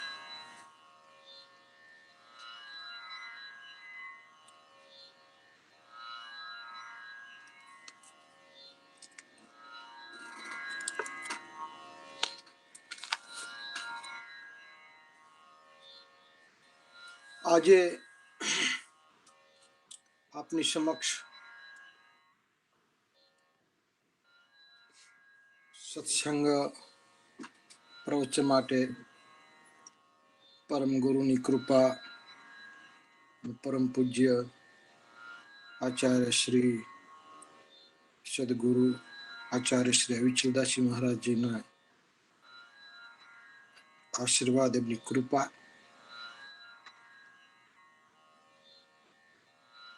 સારો સત્સંગ આપણે લોકડાઉનના આ સમયમાં બાળકોથી લઈ અને યુવાનો, વૃદ્ધો સર્વે સત્સંગ કરી રહ્યા છે. પરમ ગુરુની આજ્ઞા અનુસાર, ગુરુજીની આજ્ઞા અનુસાર એમાં પ્રેમ વ્યક્ત કરી, ભાવ વ્યક્ત કરી અને આપ સૌ સારું કાર્ય સત્સંગનું થઈ રહ્યું છે. આજે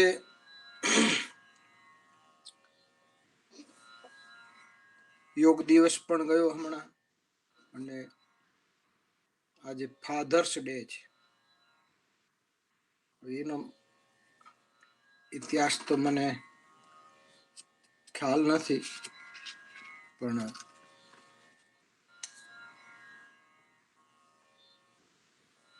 પિતાજીનો દિવસ અને સારું છે. એ નિમિત્તે પિતાની સાથે રહેવાનું થાય, માતા પિતા સાથે. મધર્સ ડે, ફાધર્સ ડે, આ બધા ડે છે, ઉજવે છે.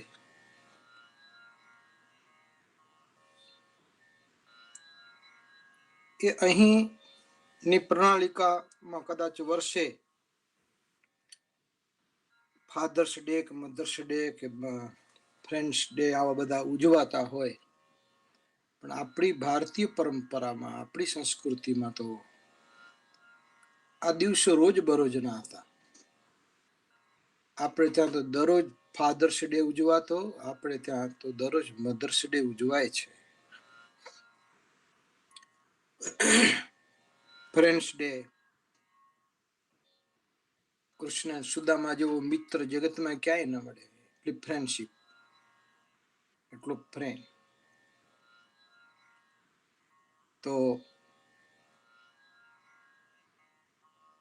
યશોદા અને કૃષ્ણ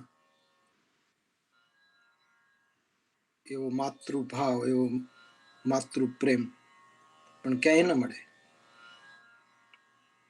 તો પિતા અને પુત્ર, પિતા તરીકેનો પ્રેમ ભગવાન શ્રી રામે કર્યો.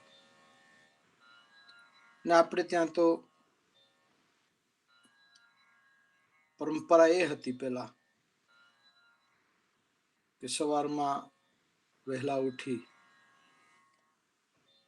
અને માતા પિતાના ચરણમાં વંદન કરવા જવું. માતા પિતાના ચરણમાં વંદન કરવા, દર્શન કરવા. ભીષ્મે પણ પિતૃભક્તિ કરી.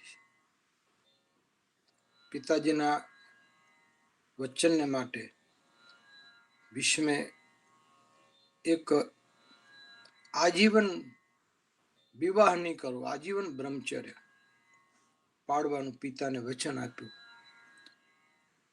એટલે દેવવ્રતનું નામ ભીષ્મ પિતામાં પડ્યું. ભીષ્મ પ્રતિજ્ઞા લીધી પિતાના માટે.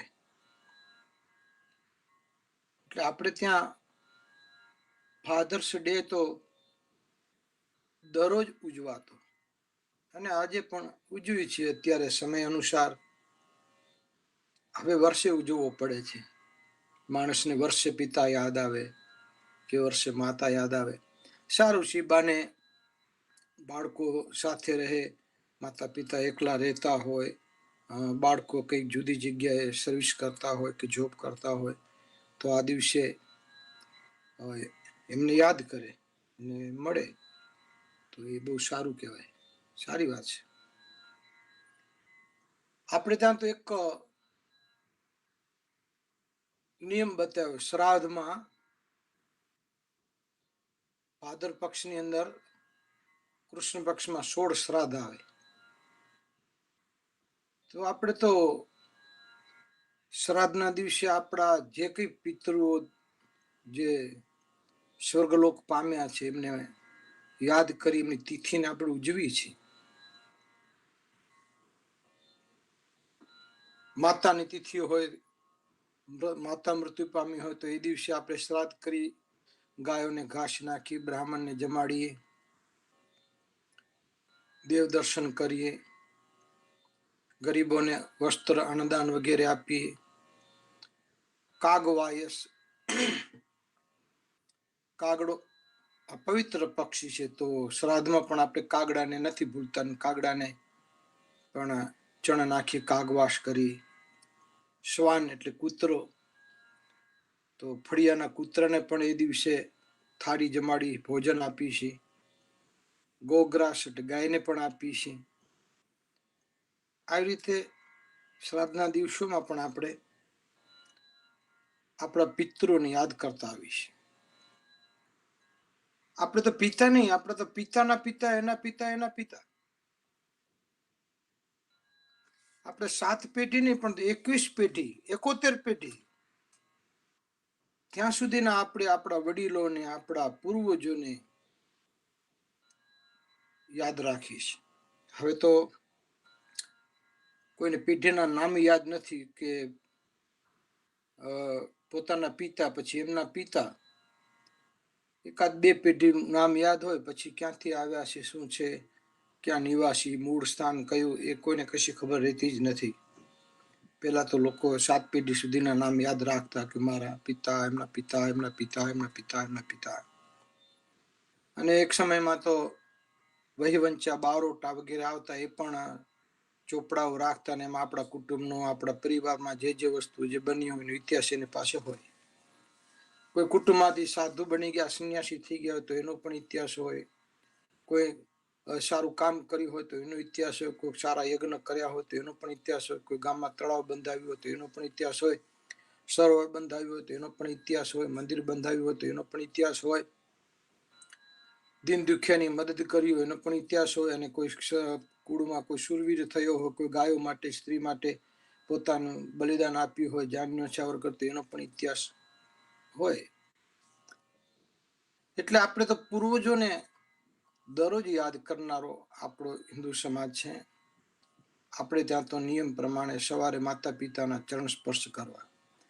અને એમ કહેવાય છે કે માતા પિતાને જે વંદન કરે, નમસ્કાર કરે, એને 6 વસ્તુઓ મળે. માતા પિતાના ચરણમાં વંદન કરવાથી બળ મળે, તેજ મળે, ઐશ્વર્ય મળે, ધન મળે અને સન્મતિ મળે, સારી બુદ્ધિ મળે. આ બધું પિતાના ચરણમાં આશીર્વાદમાં. 5 પ્રકારના પિતા બતાવ્યા છે આપણા શાસ્ત્રમાં. 5 પિતા બતાવ્યા છે.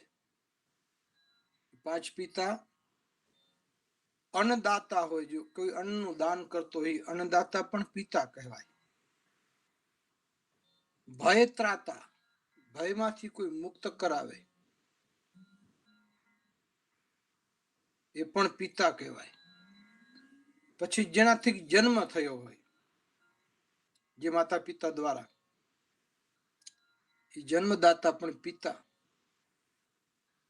પછી જે કન્યાનું દાન કરે, કન્યા પ્રદાતા, તો કન્યા પ્રદાતા પણ એ પણ પિતા છે.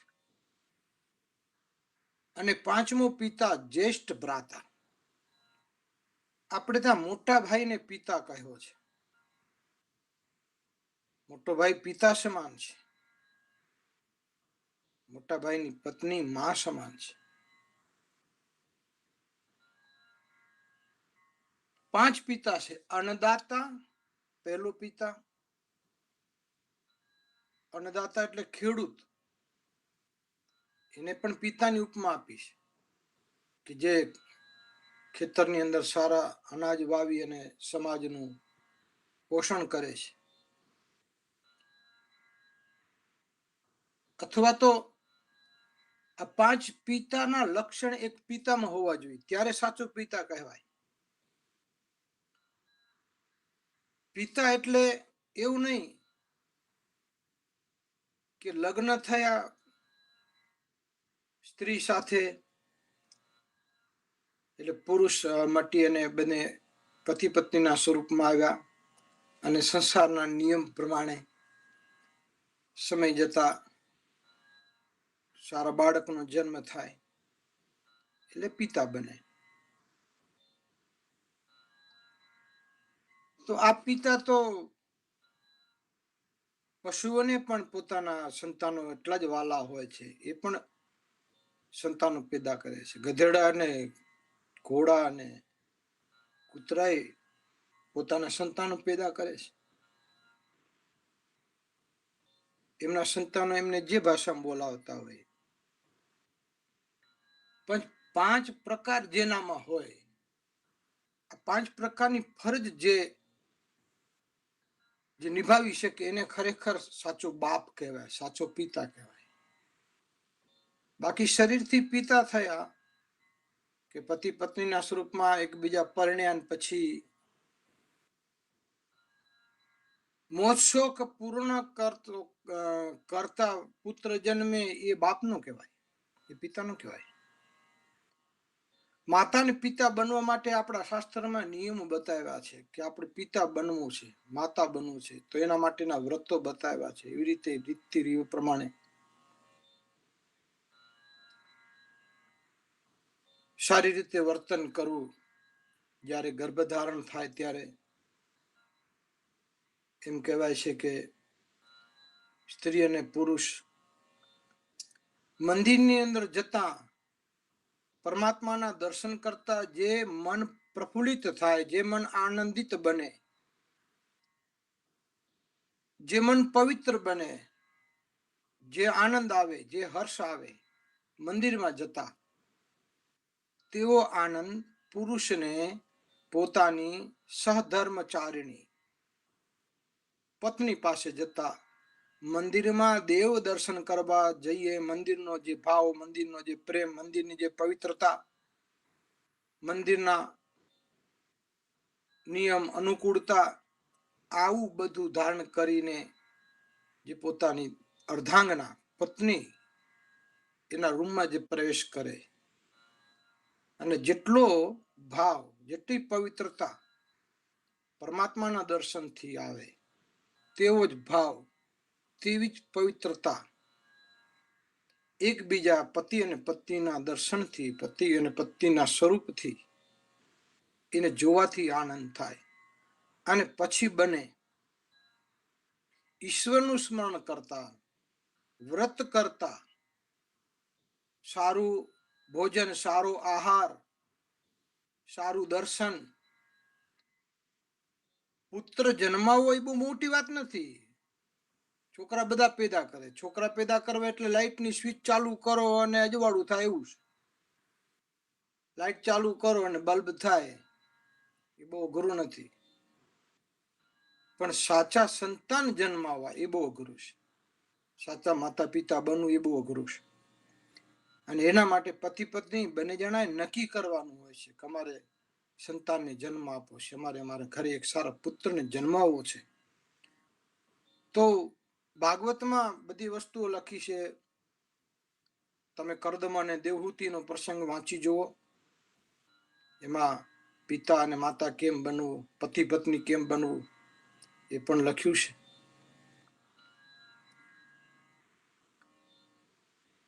સારા પુત્રને જન્માવવા એના માટે પહેલેથી જ પતિ પત્નીએ ખરાબ દ્રશ્ય ન જોવા,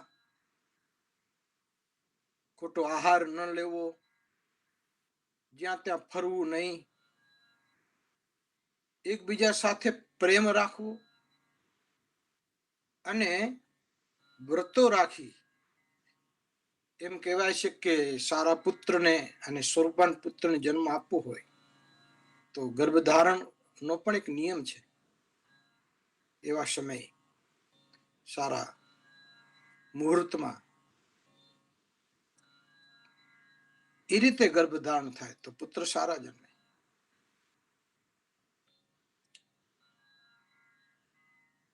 તો 5 પ્રકાર જેનામાં હોય એ પિતા બની શકે. બાકી શરીરથી તો બાપ બધા બનેલા.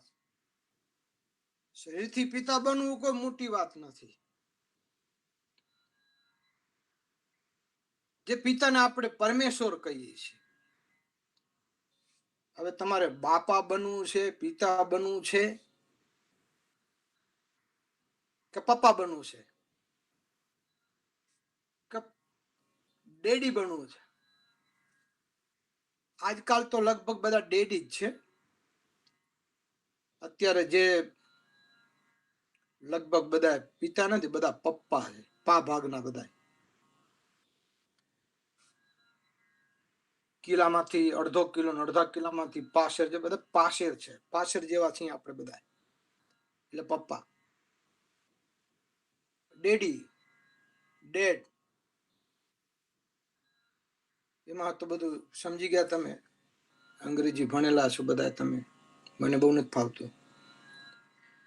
પણ એમ કહેવાય કે ડેડ એટલે મૃત્યુ પામેલું હોય, એવું કંઈક સાચો અર્થની ખબર નથી મને. ડેડ તમે કહો. બાપ શબ્દ કહો, એમાં કેટલી મધુરતા છે.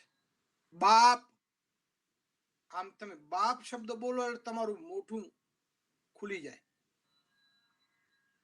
અંદરથી એક પ્રાણાયામ નીકળે, એક શ્વાસ નીકળે, એની સાથે એક આહલાદક, એક શક્તિ નીકળે, એક ઉર્જા નીકળે, એક ભાવ નીકળે.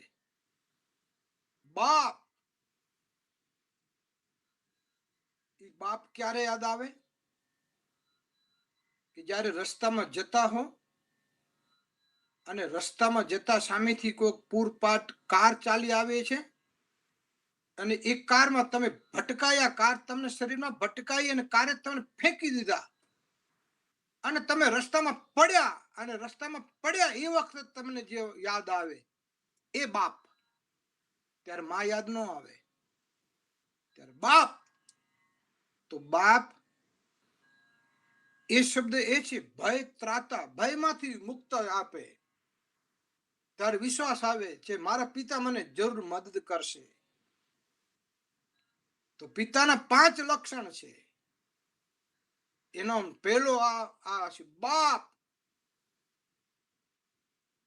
શરીરની તમામ ઉર્જા, શરીરની તમામ ચેતના, શરીરનો ભાવ, મનનો ભાવ, પ્રેમ, અને એ વખતે ઈશ્વર મંદિરમાં મૂર્તિ તરીકે હોય છે. ભગવાન આપણને યાદ પછી આવે છે, પેલા પિતા યાદ આવે છે. કેમ? કે એને મને જન્મ આપ્યો છે, મારું ભરણ પોષણ કર્યું છે, અને એ જ મને ઉગારશે. એટલે એ સમયે જ્યારે દુર્ઘટના આવવાની હોય, તમે પડવાના હો, કોઈ એવી આફત આવવાની હોય, ઓચિંતી કોઈ આફત આવી જાય, ત્યારે અંતરમાંથી જે શબ્દ નીકળે એનું નામ છે બાપ. બાપ એ પ્રાર્થના વાચક શબ્દ છે, એક આર્તનાદ છે. અને પછી બાપ ગમે એટલો દૂર હોય, પિતા ગમે એટલો દૂર હોય, પણ એને પોતાના પુત્રની વેદના, પુત્રની પીડા, એની દુઃખ, એની ઈચ્છીસ એને એના આત્મામાં અનુભવાય છે.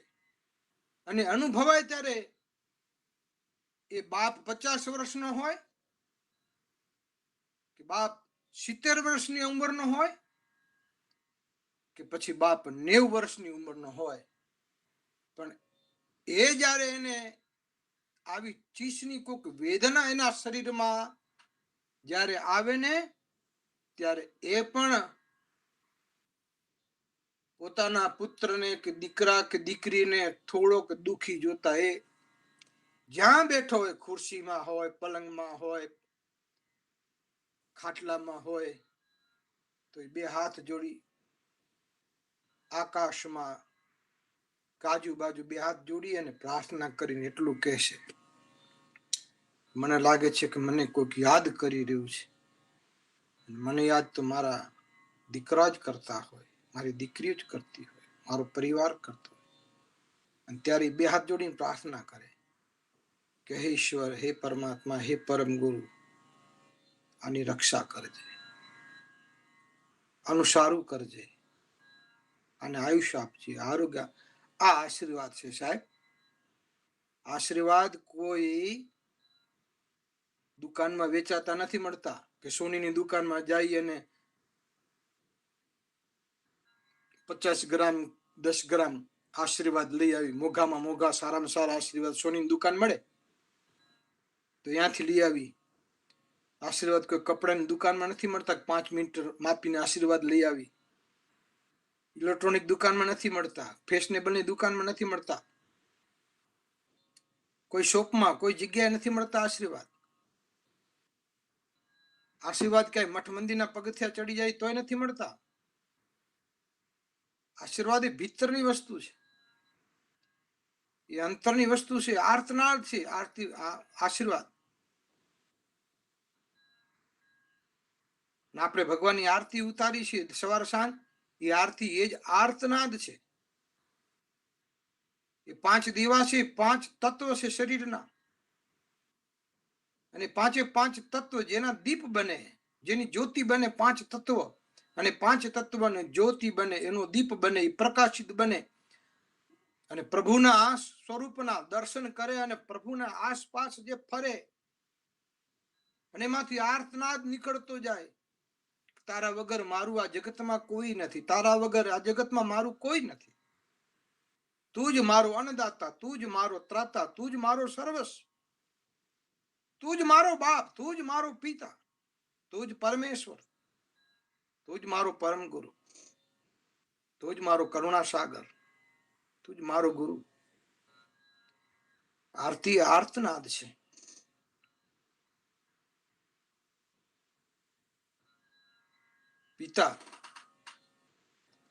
પિતાના 5 લક્ષણ, જેનામાં ભરણ પોષણ કરવાની પણ શક્તિ હોય, પોતાના પરિવારને, પોતાના પુત્રને ભયમાંથી મુક્ત કરવાની પણ શક્તિ હોય. જન્મ તો આપે છે, જન્મદાતા તો છે, એના દ્વારા જન્મ તો થયો છે. કન્યા પ્રદાતા, પોતાની ઘરે પુત્રી આવી કે પુત્ર, કોઈ ભેદ નહીં. દીકરી દીકરા જેવી અને દીકરો દીકરા જેવો. તો 5 લક્ષણ જેનામાં હોય, ભરણ પોષણ, અન્નદાતા, મારા પરિવારને, મારા પુત્રોને, મારા સંતાનોને ક્યાંય કોઈ જાતની કચાશ ન રહે, ન શિક્ષણમાં, ન સમાજમાં, ન કોઈ જગ્યાએ કોઈ જાતની કચાશ ન રહે. અને સતત જે પુત્રને માટે રાત દિવસ કેટલી મહેનત કરે છે, કેટલો પુરુષાર્થ કરે છે બાપ. એટલે 5 લક્ષણ, ભરણ પોષણ કરવાની. માત્ર સંતાન જન્માવીને પિતા બનવાનું નહીં. સંતાનો જન્મ્યા પછી એનું યોગ્ય સંસ્કરણ થાય, એનો યોગ્ય સંસ્કાર થાય, એનો અભ્યાસ વગેરે થાય.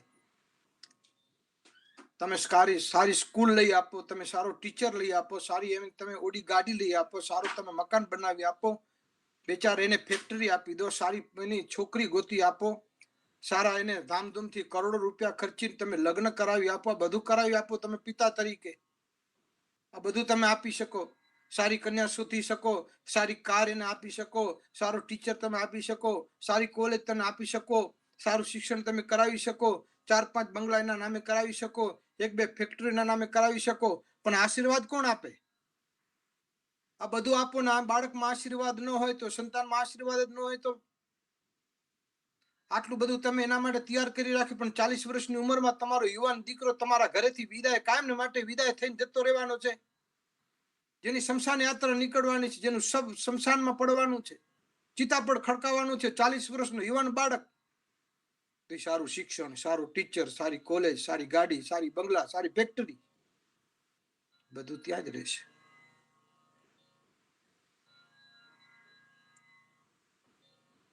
પિતા ભરણ પોષણ કરે, સંસ્કાર આપે, જન્મદાતા સાચો અધિકાર એ પામી શકે નહીં. મારા સંતાનોને મેં બરાબર કેળવ્યા, સંસ્કારી બનાવ્યા. કન્યા પ્રદાતા, જ્યેષ્ઠ ભ્રાતા, અને પિતા એવો હોય, પાછો સંતાનો એવા હોય. હિતોપદેશમાં લખ્યું છે, એક જ ચંદ્ર તમો હંતી નચ તારા ગણાપી છે. આકાશના નભોમંડળમાં અંધકારમાં હજારો લાખો તારાઓ ટમટમતા હોય, તેથી અંધકાર દૂર નથી થતો. હજારો તારલાઓ છે, અને એ તારલાઓથી અંધકાર દૂર નથી થતો. માત્ર અંધકાર દૂર થાય છે એ હજારો તારલાની વચ્ચે એક ચંદ્ર ઉદય પામે. એક ચંદ્ર ઉગે એટલે અંધારું આપોઆપ નાશ પામે. એવી રીતે એક જ ચંદ્ર તમો હંતી નચ તારા ગણા પીચ. એવી રીતે વર્મેકો ગુણી પુત્રો. પુત્ર સંખ્યામાં નથી જન્મવામાં કે મારે 5 પુત્રો કે મારે 7 પુત્રો. નહીં, શાસ્ત્ર એમ છે એક પુત્ર હોય પણ ગુણવાન હોય, સંસ્કારી હોય, પેઢીને તારે એવો હોય. સમાજની રક્ષા, ધર્મની રક્ષા, રાષ્ટ્ર રક્ષા, સ્ત્રી રક્ષા, ગૌ રક્ષા, સાધુ સમાજ આનો રક્ષિત હોય. વર્મેકો ગુણી પુત્રો. એક પુત્ર હોય, ભગવાનને પ્રાર્થના કરવાની, ભલે એક આપ, પણ એક આપજે. એક પણ એક સિંહ જેવો આપજે.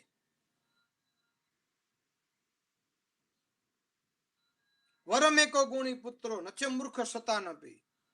એક પુત્ર હોય પણ ગુણવાન હોય, સંસ્કારી હોય, તો એનાથી પિતા ધન્ય બને, ગૌરવાન્વિત બને. પણ 100 પુત્ર હોય, 100 પુત્ર પણ મૂર્ખ હોય તો શું કામના? 100 પુત્ર હોય તો મૂર્ખ હોય તો શું કામના? પણ એક જ પુત્ર હોય પણ ગુણવાન હોય તો 7 પેઢી નહીં, 71 પેઢીને તારે. પુત્ર પેઢીને તારે. સિંહણ બચ્ચું એકે હજારા. સિંહ અને સિંહણનો વ્યવહાર જુઓ. વર્ષમાં એક જ વખત એ પોતાના શારીરિક સંબંધને પૂર્ણ કરે છે, અને માટે એના ઉદરમાં, સિંહણના ઉદરમાં સિંહ પેદા થાય છે. તો સિંહણ બચ્ચું એકે હજારા, અને બાકર બચ્ચા 1000, હજારે બિચારા. બકરાના બચ્ચા 1000 હોય તો 1000 બિચારા જ હોય. જંગલમાં ખાલી રાડ પડે તો ફફડીને મરી જાય. સિંહની રાડ પડે ને ડલા મથાની, તો એ ફફડીને મરી જાય. એટલે આ સંતાનો આવા પિતા જોઈએ. અન્નદાતા, ભયત્રાતા, જન્મદાતા, કન્યા પ્રદાતા, જ્યેષ્ઠ ભ્રાતા. શાસ્ત્રમાં લખ્યું છે પિતાએ પિતા બનવું જોઈએ. અને પુત્રે એમ કહેવાય છે કે સંતાન કોને કહેવાય? સંતાન એનું નામ છે કે જે માતાનો આચાર, એટલે માતાની પવિત્રતા, માતાની રહેણી કરણી, એનું શુદ્ધિકરણ, એનો આહાર વિહાર,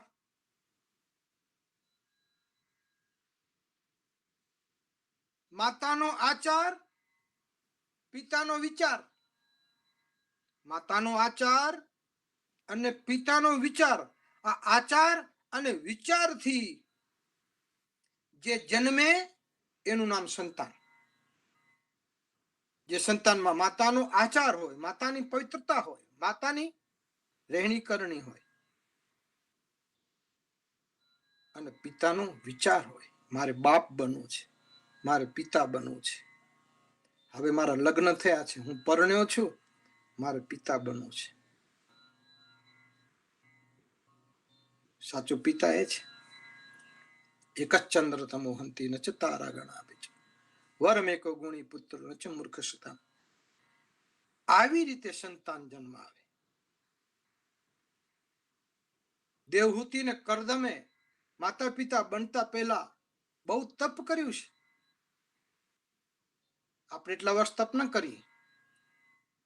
એમ કહેવાય છે કરદમ ઋષિએ ગુજરાતમાં જે સિદ્ધપુર કહેવાય સિદ્ધપદ નામનું ક્ષેત્ર હતું, 10,000 વર્ષ સુધી એક પગ પર ઉભા રહીને તપ કર્યું અને ભગવાનને પ્રસન્ન કર્યા. નારાયણ પ્રસન્ન થયા, આંખમાંથી બિંદુ પડ્યું, અશ્રુની ધારા પડી, ઈશ્વરના દર્શન થયા, આંખમાંથી એક હર્ષા આંસુ નીકળ્યું, એક બિંદુ પડ્યું, બિંદુ સરોવર નામ પડ્યું. કેટલાય પિતૃની મુક્તિ થાય ત્યાં કને. જેમના લગ્ન દેવહૂતિ સાથે થયા. દેવહૂતિ ને કરદમ ઋષિનો પ્રસંગ એકાંતમાં બેસીને વાંચજો, સાંભળજો, સારી રીતે સાંભળજો તો માતા કેમ બનાય, પિતા કેમ બનાય એ આખું અંદર બતાવ્યું છે. એમાં પછી સંપ્રદાયવાદ પર નહીં જવું, સારી વસ્તુ ગ્રહણ કરવી.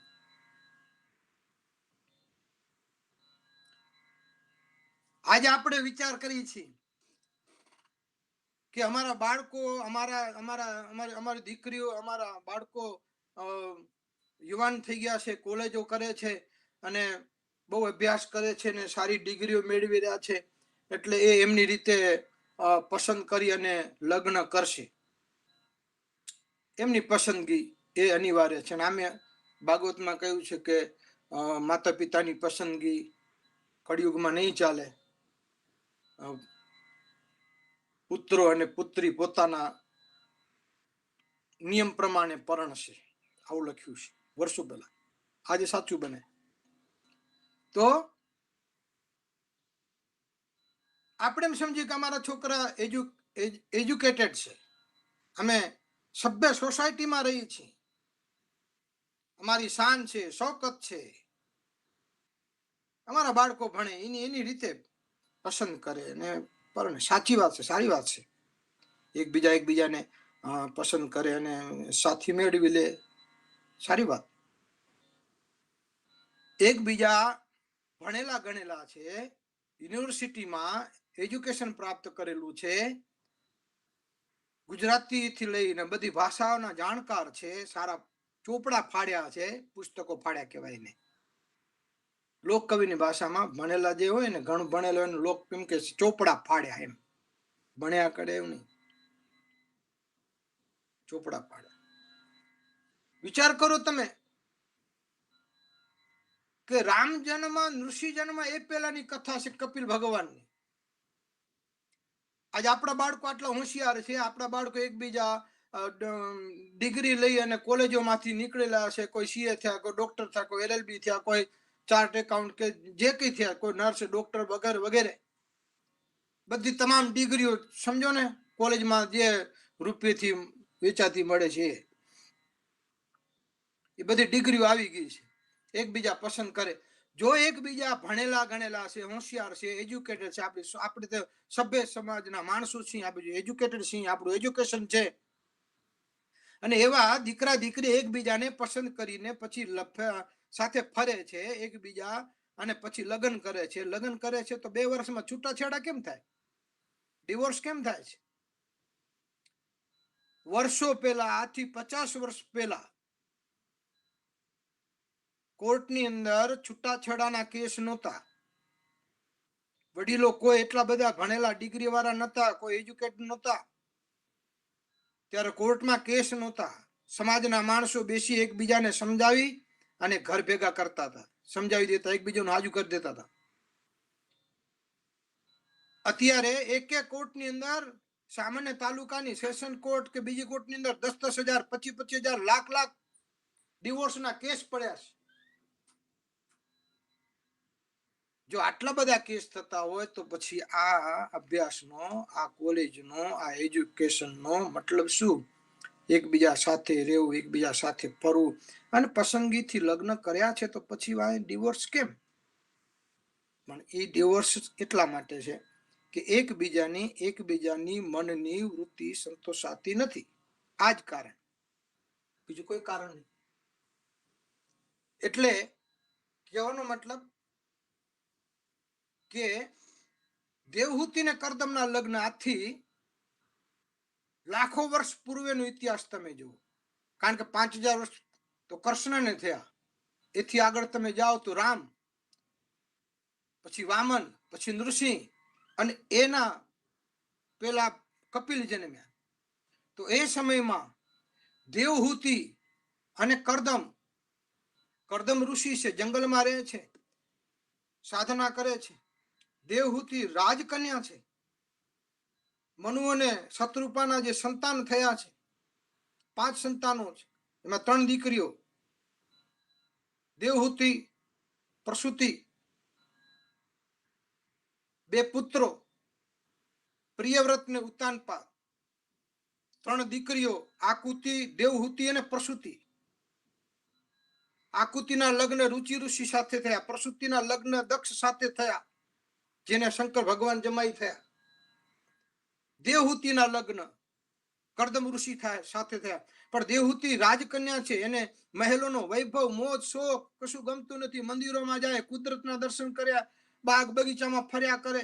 એટલે માતા પિતાની ચિંતા થઈ કે હવે આ પુત્રીના લગ્ન ક્યાં કરશું. કહેવાનો મતલબ છે કે નારદ મુનિ આયા, નારદજીએ કહ્યું તમારી પુત્રીના લગ્ન, એનો વિવાહ તમે કરદમ ઋષિ સાથે કરો.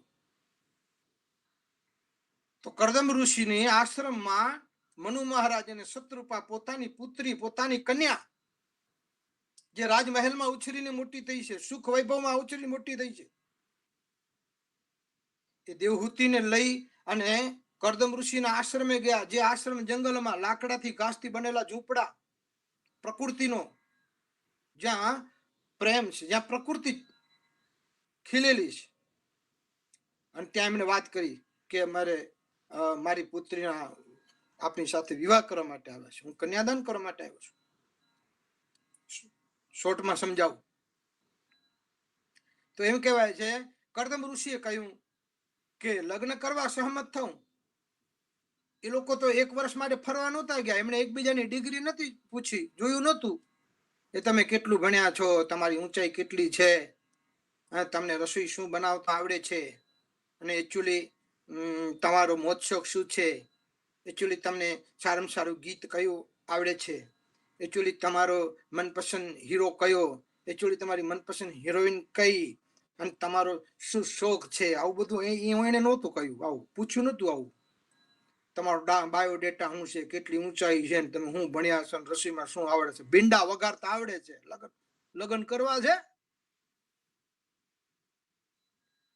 કરદમે કહ્યું લગ્ન કરવા સહમત થવું, પણ મારી એક શરત છે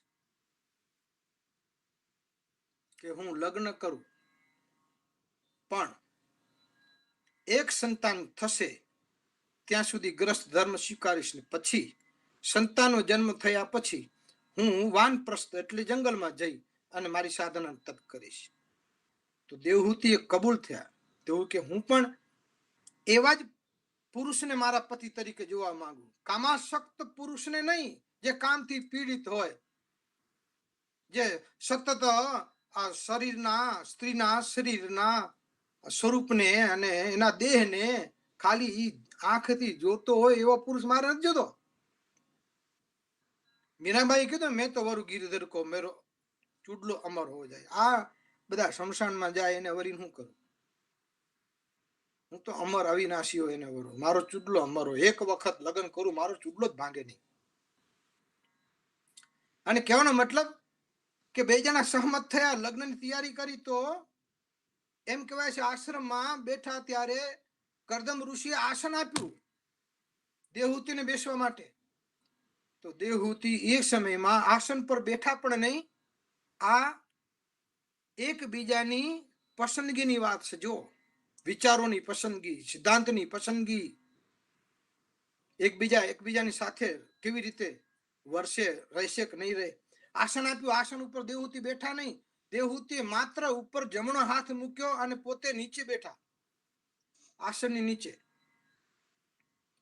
મતલબ હવે મારા પતિ થવાના છે, આપેલો પ્રસાદ છે એનો અનાદર પણ ન થાય, અને હું એ આસન પર ન બેસું. કેમ કે મારો પતિ જમીનમાં બેઠો, જે મારો પતિ થવાનો છે એ જમીન પર આસન લગાવીને બેઠો, મારાથી આસનમાં ન બેસાય. આ મર્યાદા. અને આપેલું આસન એનો અસ્વીકાર પણ ન થાય, એટલે દેવહૂતિએ પોતાનો જમણો હાથ આસન પર મૂકી અને બાકી જમીનમાં આસન લીધું અને એ જ વખતે કરદમ ઋષિ નક્કી કરી નાખ્યું કે આ મારે માટે યોગ્ય છે. અને પછી લગ્ન થયા પછી માતા પિતા બનવા માટે બંને જણાએ કેટલું તપ કર્યું છે, કેટલું સાધન કર્યું અને કેટલા વ્રતો કર્યા છે. અને વ્રતના પ્રભાવે ભગવાન નારાયણ એમના ઉદરમાં આવ્યો, કપિલ તરીકે જન્મ્યો, એનું નામ કપિલ થયું. આ પિતા છે, આ માતા છે. તો આપણે ત્યાં માતા અને પિતાની ભક્તિ અજોડ બતાવી છે. સમજ્યા? જે એક વાત યાદ આવે તો અમારા સાહિત્યમાં કહેતા હોય છે હાસ્યકારો કે કોઈક બાપાને પૂછ્યું, બાપા તમારે દીકરા કેટલા? તો કે 5. પણ ઊંડો નિહાકો નાખ્યો, 5 દીકરા. પેલો ભાઈ કે 5 દીકરાના તમે બાપ છો તોય નિહાકો નાખો છો આવડો ઊંડો, કેમ તમે તમારા સંતાનોથી સુખી નથી? બાપાએ જવાબ દીધો ઈ કે કોક એક દીકરો જો સારો આપે ને તો આ 5 મારે હાટા માપી દેવા છે. હવે વિચાર કરો કેટલો કંટાળ્યો હશે. ઈ કે એક દીકરો કોક સારો સંસ્કારી આપે ને તો 5 ને પધરાવી દેવા છે. એક હાસ્યની વાત છે પિતાની. એક પુત્ર એના પિતાને પૂછ્યું, ત્રણ દીકરાઓ હતા, 3-4 દીકરા હતા. એક નાના દીકરા એના બાપાને પૂછ્યું, બાપા અમારો જન્મ કેવી રીતે થયો? અમે કેવી રીતે જન્મ્યા? ઈ કે આ તારો પ્રશ્ન છે, ઈ કે કેવી રીતે જન્મ્યા ઈ કે પૂછવાનો? ઈ કે તો કે જો આ મોટો રમલો રહ્યો ને, ઈ કે આ રમલો ઈ છે ને ઈ કે ચામુંડા માનો દીધેલો. ઈ કે ચામુંડા માની માનતા રાખીને બાધા રાખીને પછી આ રામલો આવ્યો. અને આ ઈ કે પેલો કેશો રહ્યો ને કિશન, ઈ કે ઈ ખોડિયાલ માનો આપેલો છે, ખોડિયાલ માનો દીધેલો. અને આ ત્રીજો રહ્યો ને, સમજ્યા, આ ત્રીજો ઈ કે ઈ ભગવાન મહાદેવ નો દીધેલો. અને તું ઈ કે કુળદેવી નો આપેલો, ચામુંડા માનો.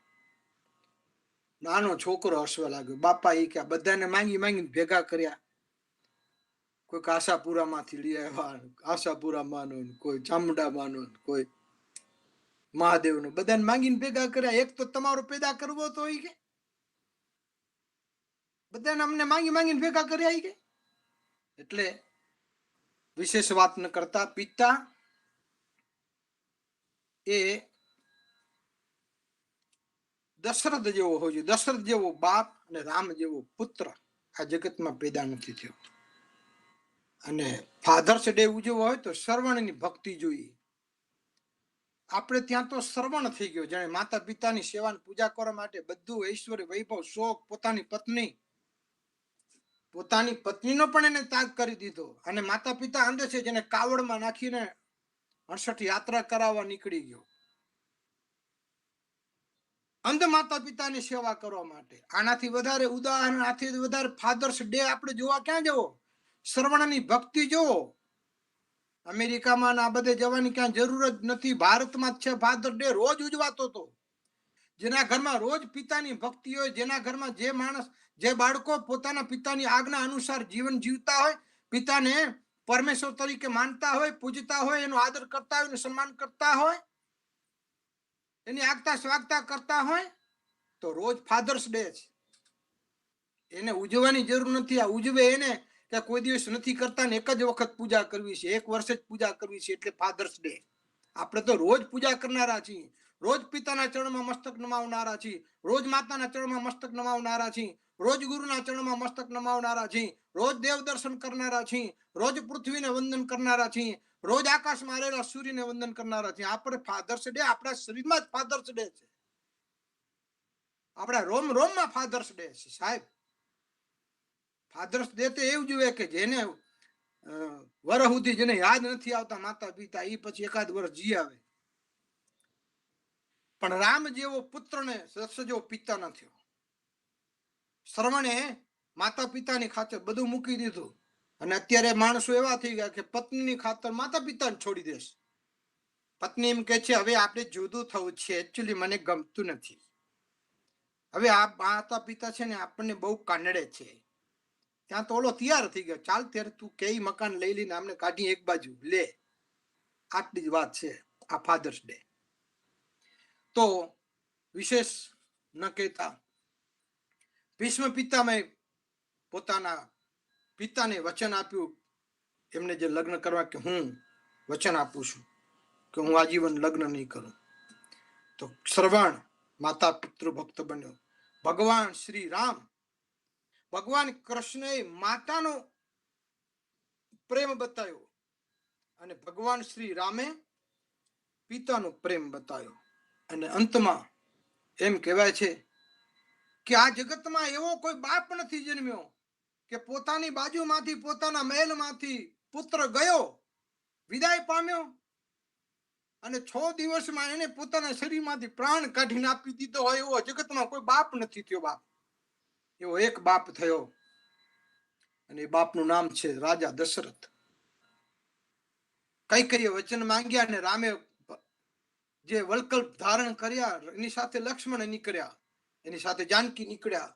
અને જ્યારે વનમાં ગયા અને દશરથ વિલાપ કરે છે, સિંહ સહિત સુત સુભગ દૌ દેખી દેખી અકુલાઈ, બારહી બાર સ્નેહ બસ રાવ લેવું ઉર લાઈ.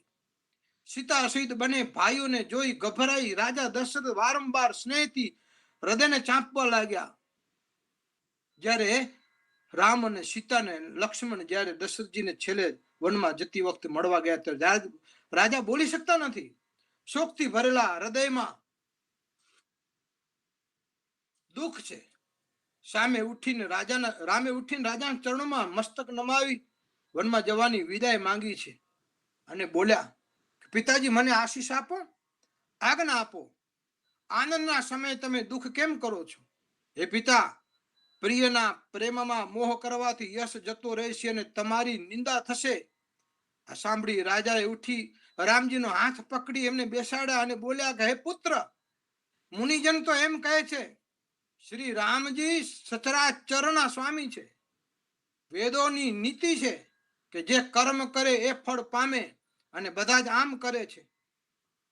તો આજે કર્મ હું કરું અને ફળ તું કેમ ભોગવું?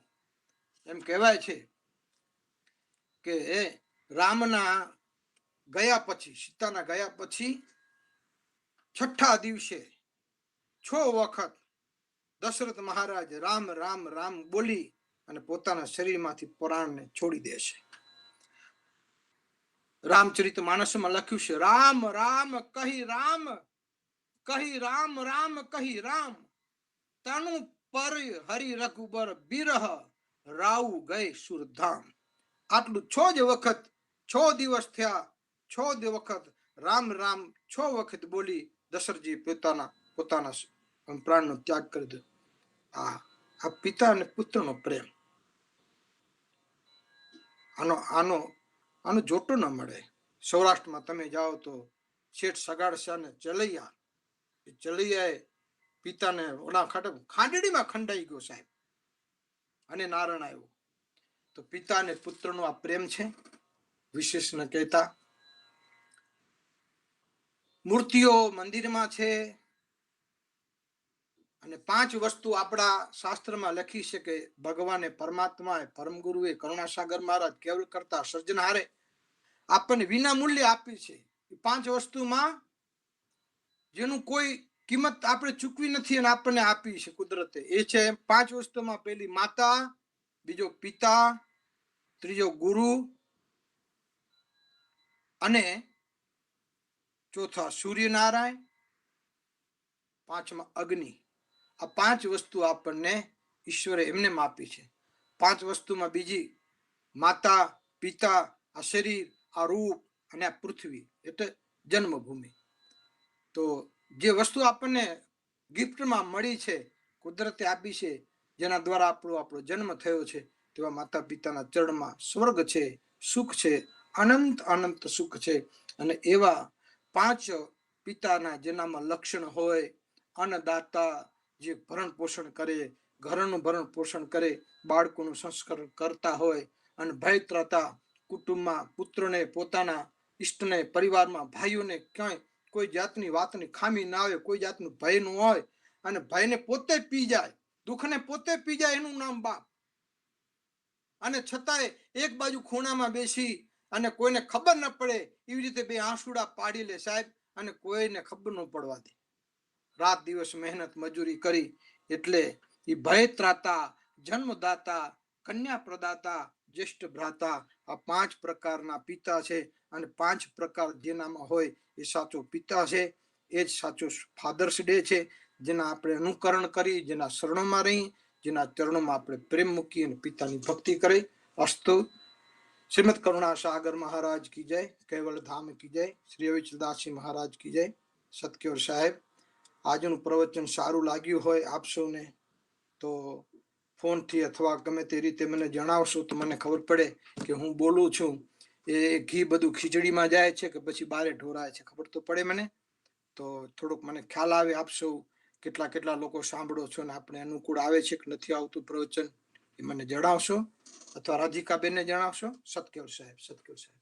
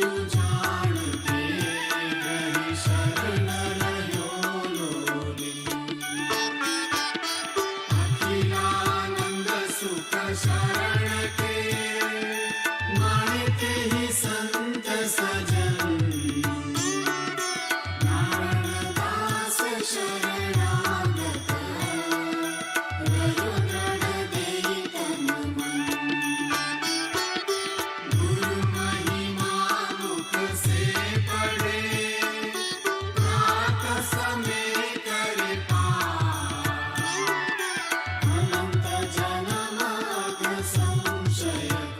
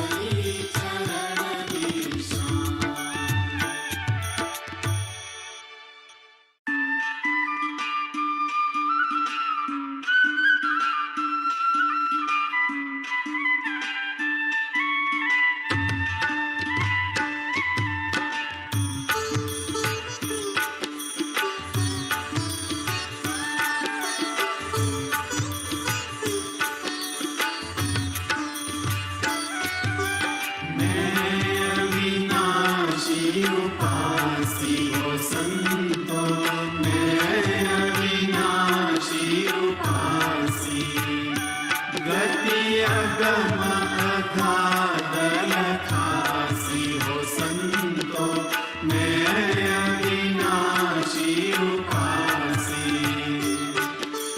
जप तप तीरथ व्रत वेदोगत साधन सिद्ध अभ्यासी सुरत मुरत धरि लगन लगावे तीन लोक पद पासी हो संतो मैं अविनाशी उपासी गति अगम अगाध लखासी हो संतो मैं अविनाशी उपासी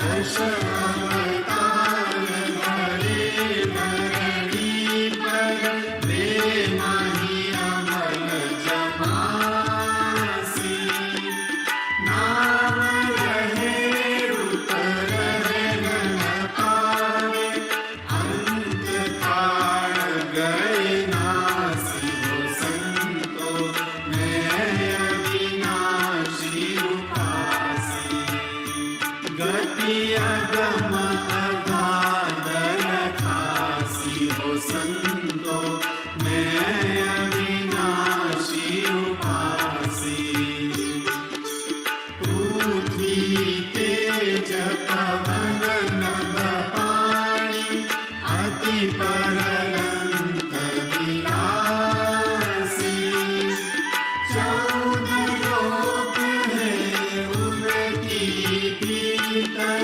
उनकी है झूठी आसी हो संतो मैं अविनाशी उपासी गति अगम अगाध लखासी हो संतो मैं अविनाशी उपासी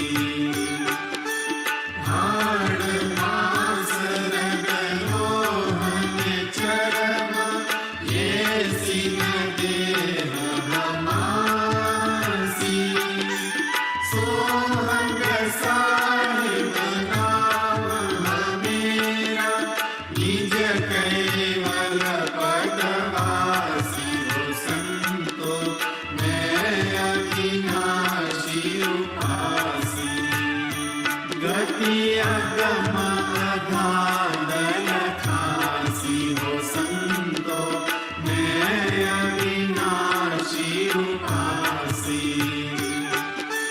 ब्रह्मा विष्णु महेश्वर देवा जेने सृष्टि प्रकाशी महामाया का एक दिवस में अनेक पैर मर जासी हो संतो मैं अविनाशी उपासी गति अगम अगाध लखासी हो संतो मैं अविनाशी उपासी बीते कल्प रहे शक्ति तन ज्योत में जाई मिलासी ये से कल्प रहे सत ज्योति ब्रह्म में जाई मिलासी हो संतो मैं अविनाशी उपासी गति अगम अगाध लखासी हो संतो मैं अविनाशी उपासी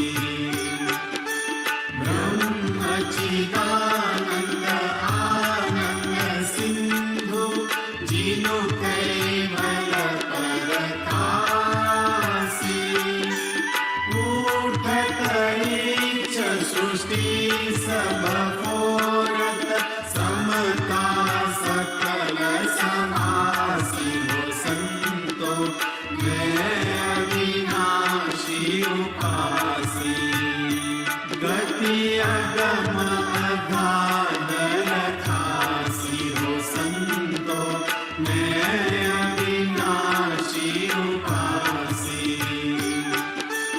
आदौ अंश वंश हम जाके अवध काल नहीं खासी निज घर सुरत जाई मम लागी आन्य देवते उदासी हो संतो मैं अविनाशी उपासी गति अगम अगाध लखासी हो संतो मैं अविनाशी उपासी हे कैवल सदोदित पूरण निरालंब निरासी कायम सोई कुबेर कहे नम आद्य पुरुष अविनाशी हो संतो मैं अविनाशी उपासी गति अगम अगाध लखासी हो संतो मैं अविनाशी उपासी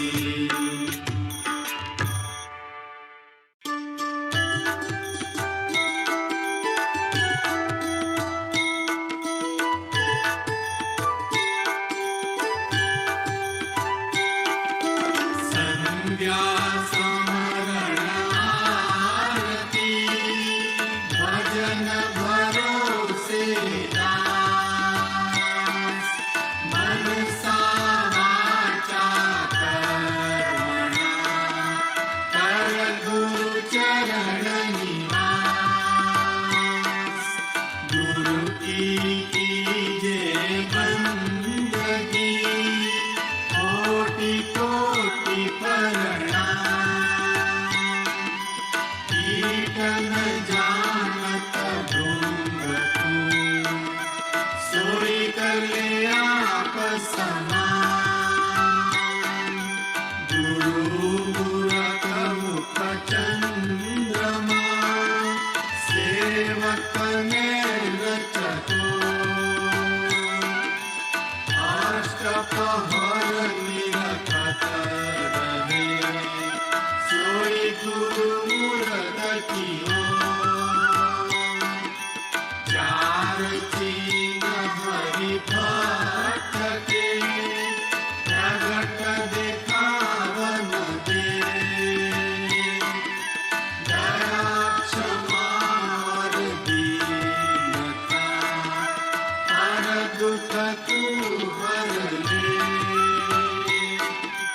धनवंता जुग में गणा रूप रंग मन मोह कहे कुबेर ने भी गणा मन मेरुति को मन मेरु जब ही मिले आत्म तत्व विचार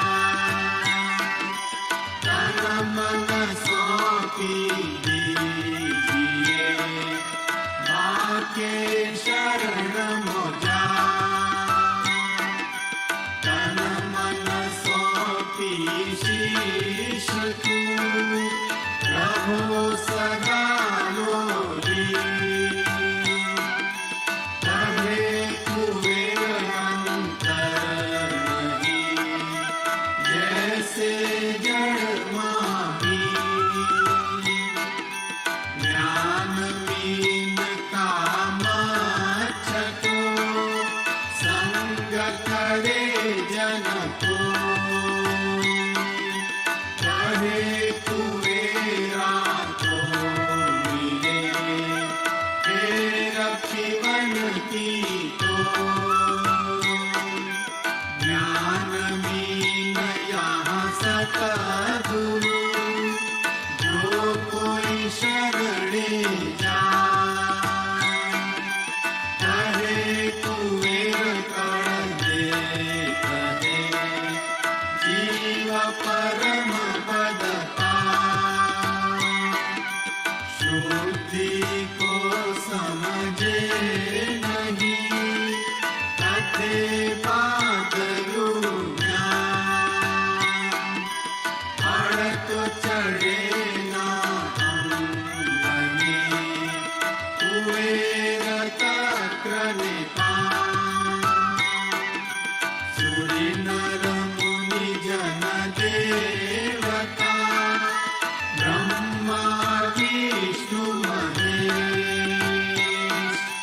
कहे कुबेर को लोकयो जेठी तक्र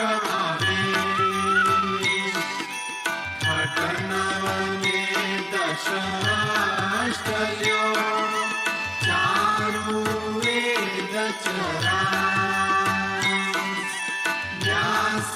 व्यासवलोवण चासनु जीवत जगत उपास रामचंद्र वसिष्ठ को करता पड़ गुरु की 14 लोक भागे खड़े गुरु आगे आगे कहो वशिष्ठ क्या दिया करता को उपदेश ये अंदेशा सर्वने सुनो कहूँ संदेश पिता मुंद शिर गर्भ के जो न लहे जन को कहे राजा के रंग कही करा अजाया दो ऐसे कैवल अंश के जीव ईश्वर अवतार कहे कुबेर सतगुरु बिना कोई लहत नहीं पार 14 तबक जिनु शिरा पर और 14 उपचार मध्य महल कैवल कुल सुगढ़ सभोम सदा हे कैवल तुद खावना अखिल जीवन कीरता कहे कुबेर दर्शावहु जो जन होय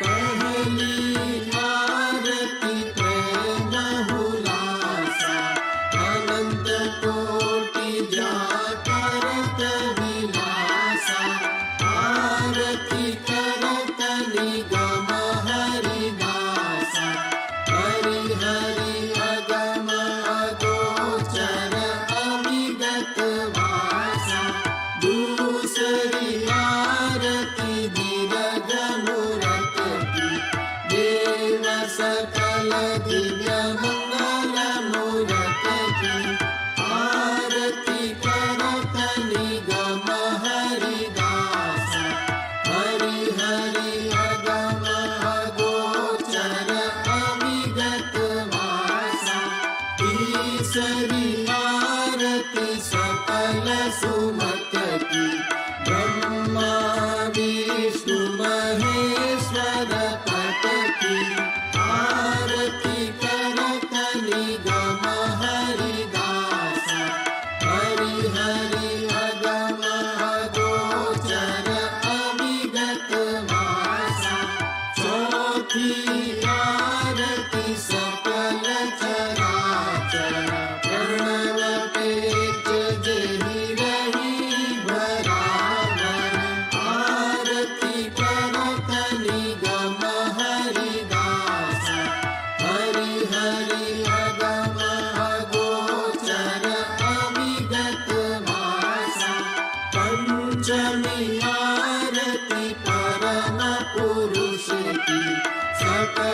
साज कर करन दुरसती आरती करत निगम हरिदास हरि हरि अगम अगोचर अविगत वासा षष्टमी आरती सगुण मूरत की मच्छ कच्छ व्याघ्र वैराह सम्मत की आरती करत निगम हरिदास हरि हरि अगम अगोचर अविगत वासा सप्तमी आरती सरल शक्ति व्यापक वित्तचर अचर जपति आरती करत निगम हरिदास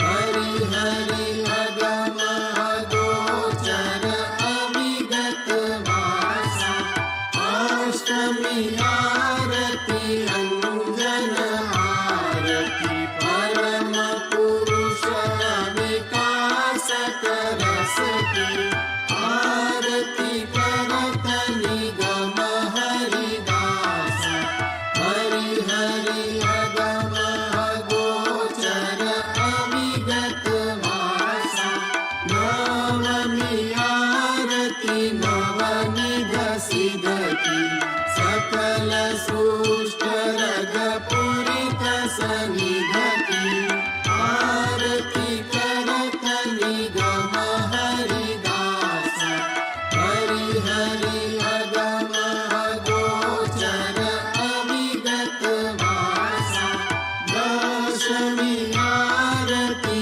आद्य पुरुष की चेक चेवट पति परम उरस की आरती करत निगम हरिदास हरि हरि अगम अगोचर अविगत वासा जाहि परंतु अंतु नहीं कोटिका निज कैवल कारण बिनु उपहिता आरती करत निगम हरिदास हरि हरि अगम अगोचर अविगत वासा दिन के शुद्ध संकल्प संकल्प में अखिल लोक उपजाए पलक में आरती करत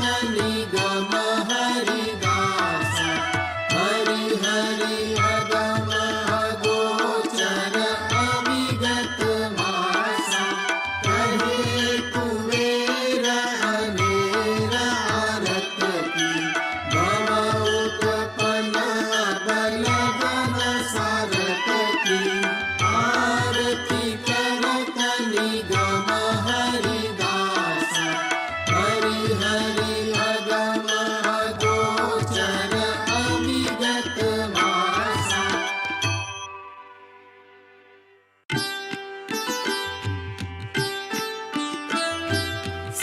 सस्वयंग सदपदंग सर्वमोक्षदायकम् अद्वैतंग अनुश्रुतंग भववितंग ईश्वरे तत्त्विताय तदपदंग साम्रताय साक्षियं मंगलाय महद्गतंग अहं नमामि गणपते देवादियंग चैतनंग यदलोकं सहितयं व्यापितंग विश्वयंग अकलिदंग अनुरणे नवगतंग अनुभवे नवार पार अन्तयं सर्वमे स्वचन्दनं जय जय श्री कुबेर सकृत स्वराज करुणेश कैवल करता की जय। श्री कृष्ण स्वामी महाराज की जय। परम गुरु श्रीमद करुणा सागर महाराज की जय। द्वितीय कुबेराचार्य श्री नारायणदास जी महाराज की जय। तृतीय कुबेराचार्य श्री बलदेवदास जी महाराज की जय। चतुर्थ कुबेराचार्य श्री भगवान दास जी महाराज की जय। पंचम कुबेराचार्य श्री प्रयागदास जी महाराज की जय। षष्ठम कुबेराचार्य श्री शीतलदास जी महाराज की जय। सप्तम कुबेराचार्य श्री अविचल दास जी महाराज की जय। श्री सब संतन की जय। श्री सब देवन की जय। श्री ज्ञान संप्रदाय की जय। श्री गुरु गादी सारसापुरी की जय। श्री कैवल धाम की जय। संध्या आरती पूर्णावर्ती का सत कैवल साहेब।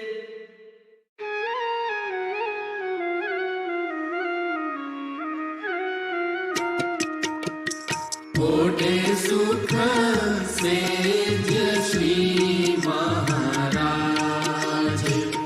करुणा सागर राज। कोटे सुख से श्री महाराज संतन के सुख दायक लायक नायक सजन श्रीराज। शोभा सुंदर अति अनुपम षोडश चिन्ह धरे साज। कोटे सुख से श्री महाराज करुणा सागर राज। कोटे सुख से श्री महाराज कला खटदश विभूति पूरण परम गुरु जग काज। लाए लक्ष्य अलौकिक अनुभव सुरगति नाही समाज। कोटे सुख से श्री महाराज करुणा सागर राज। कोटे सुख से श्री महाराज नवघन श्याम स्वरूप स्वामी नामी कहत दलदाज। तेज पुंज प्रकाश पावन करत रहत जन लाज। कोटे सुख से श्री महाराज करुणा सागर राज। कोटे सुख से श्री महाराज चंदन सेज जड़ित सोवर्ण पुष्प पिछोड़ी बिछाज। अत्तर अरग की लपट लगावत सुगंध केशर ताज। कोटे सुख से श्री महाराज करुणा सागर राज। कोटे सुख से श्री महाराज सेवा करन सब सूर आए। संत सजन को समाज आनंद को अति होत को लाभन हर के गरीब नवाज। कोटे सुख से श्री महाराज करुणा सागर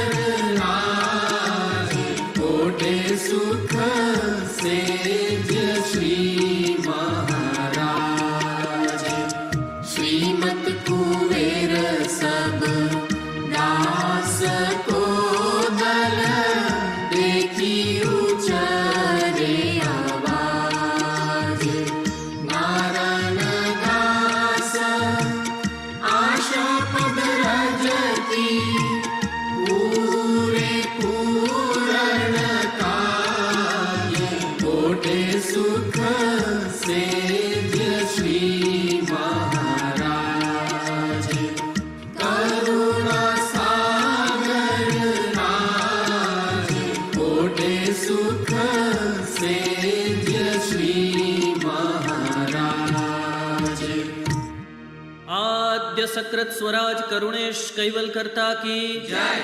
श्री कृष्ण स्वामी महाराज की जय। परम गुरु श्रीमद करुणा सागर महाराज की जय। द्वितीय कुबेराचार्य श्री नारायणदास जी महाराज की जय। तृतीय कुबेराचार्य श्री बलदेवदास जी महाराज की जय। चतुर्थ कुबेराचार्य श्री भगवान दास जी महाराज की जय। पंचम कुबेराचार्य श्री प्रयागदास जी महाराज की जय। षष्ठम कुबेराचार्य श्री शीतलदास जी महाराज की जय। सप्तम कुबेराचार्य श्री अविचल दास जी महाराज की जय। श्री सब संतन की जय। श्री सब देवन की जय। श्री ज्ञान संप्रदाय की जय। श्री गुरु गादी सारसापुरी की जय। श्री कैवल धाम की जय। पूर्णार्ति पूर्णावर्तिका सत कैवल साहेब।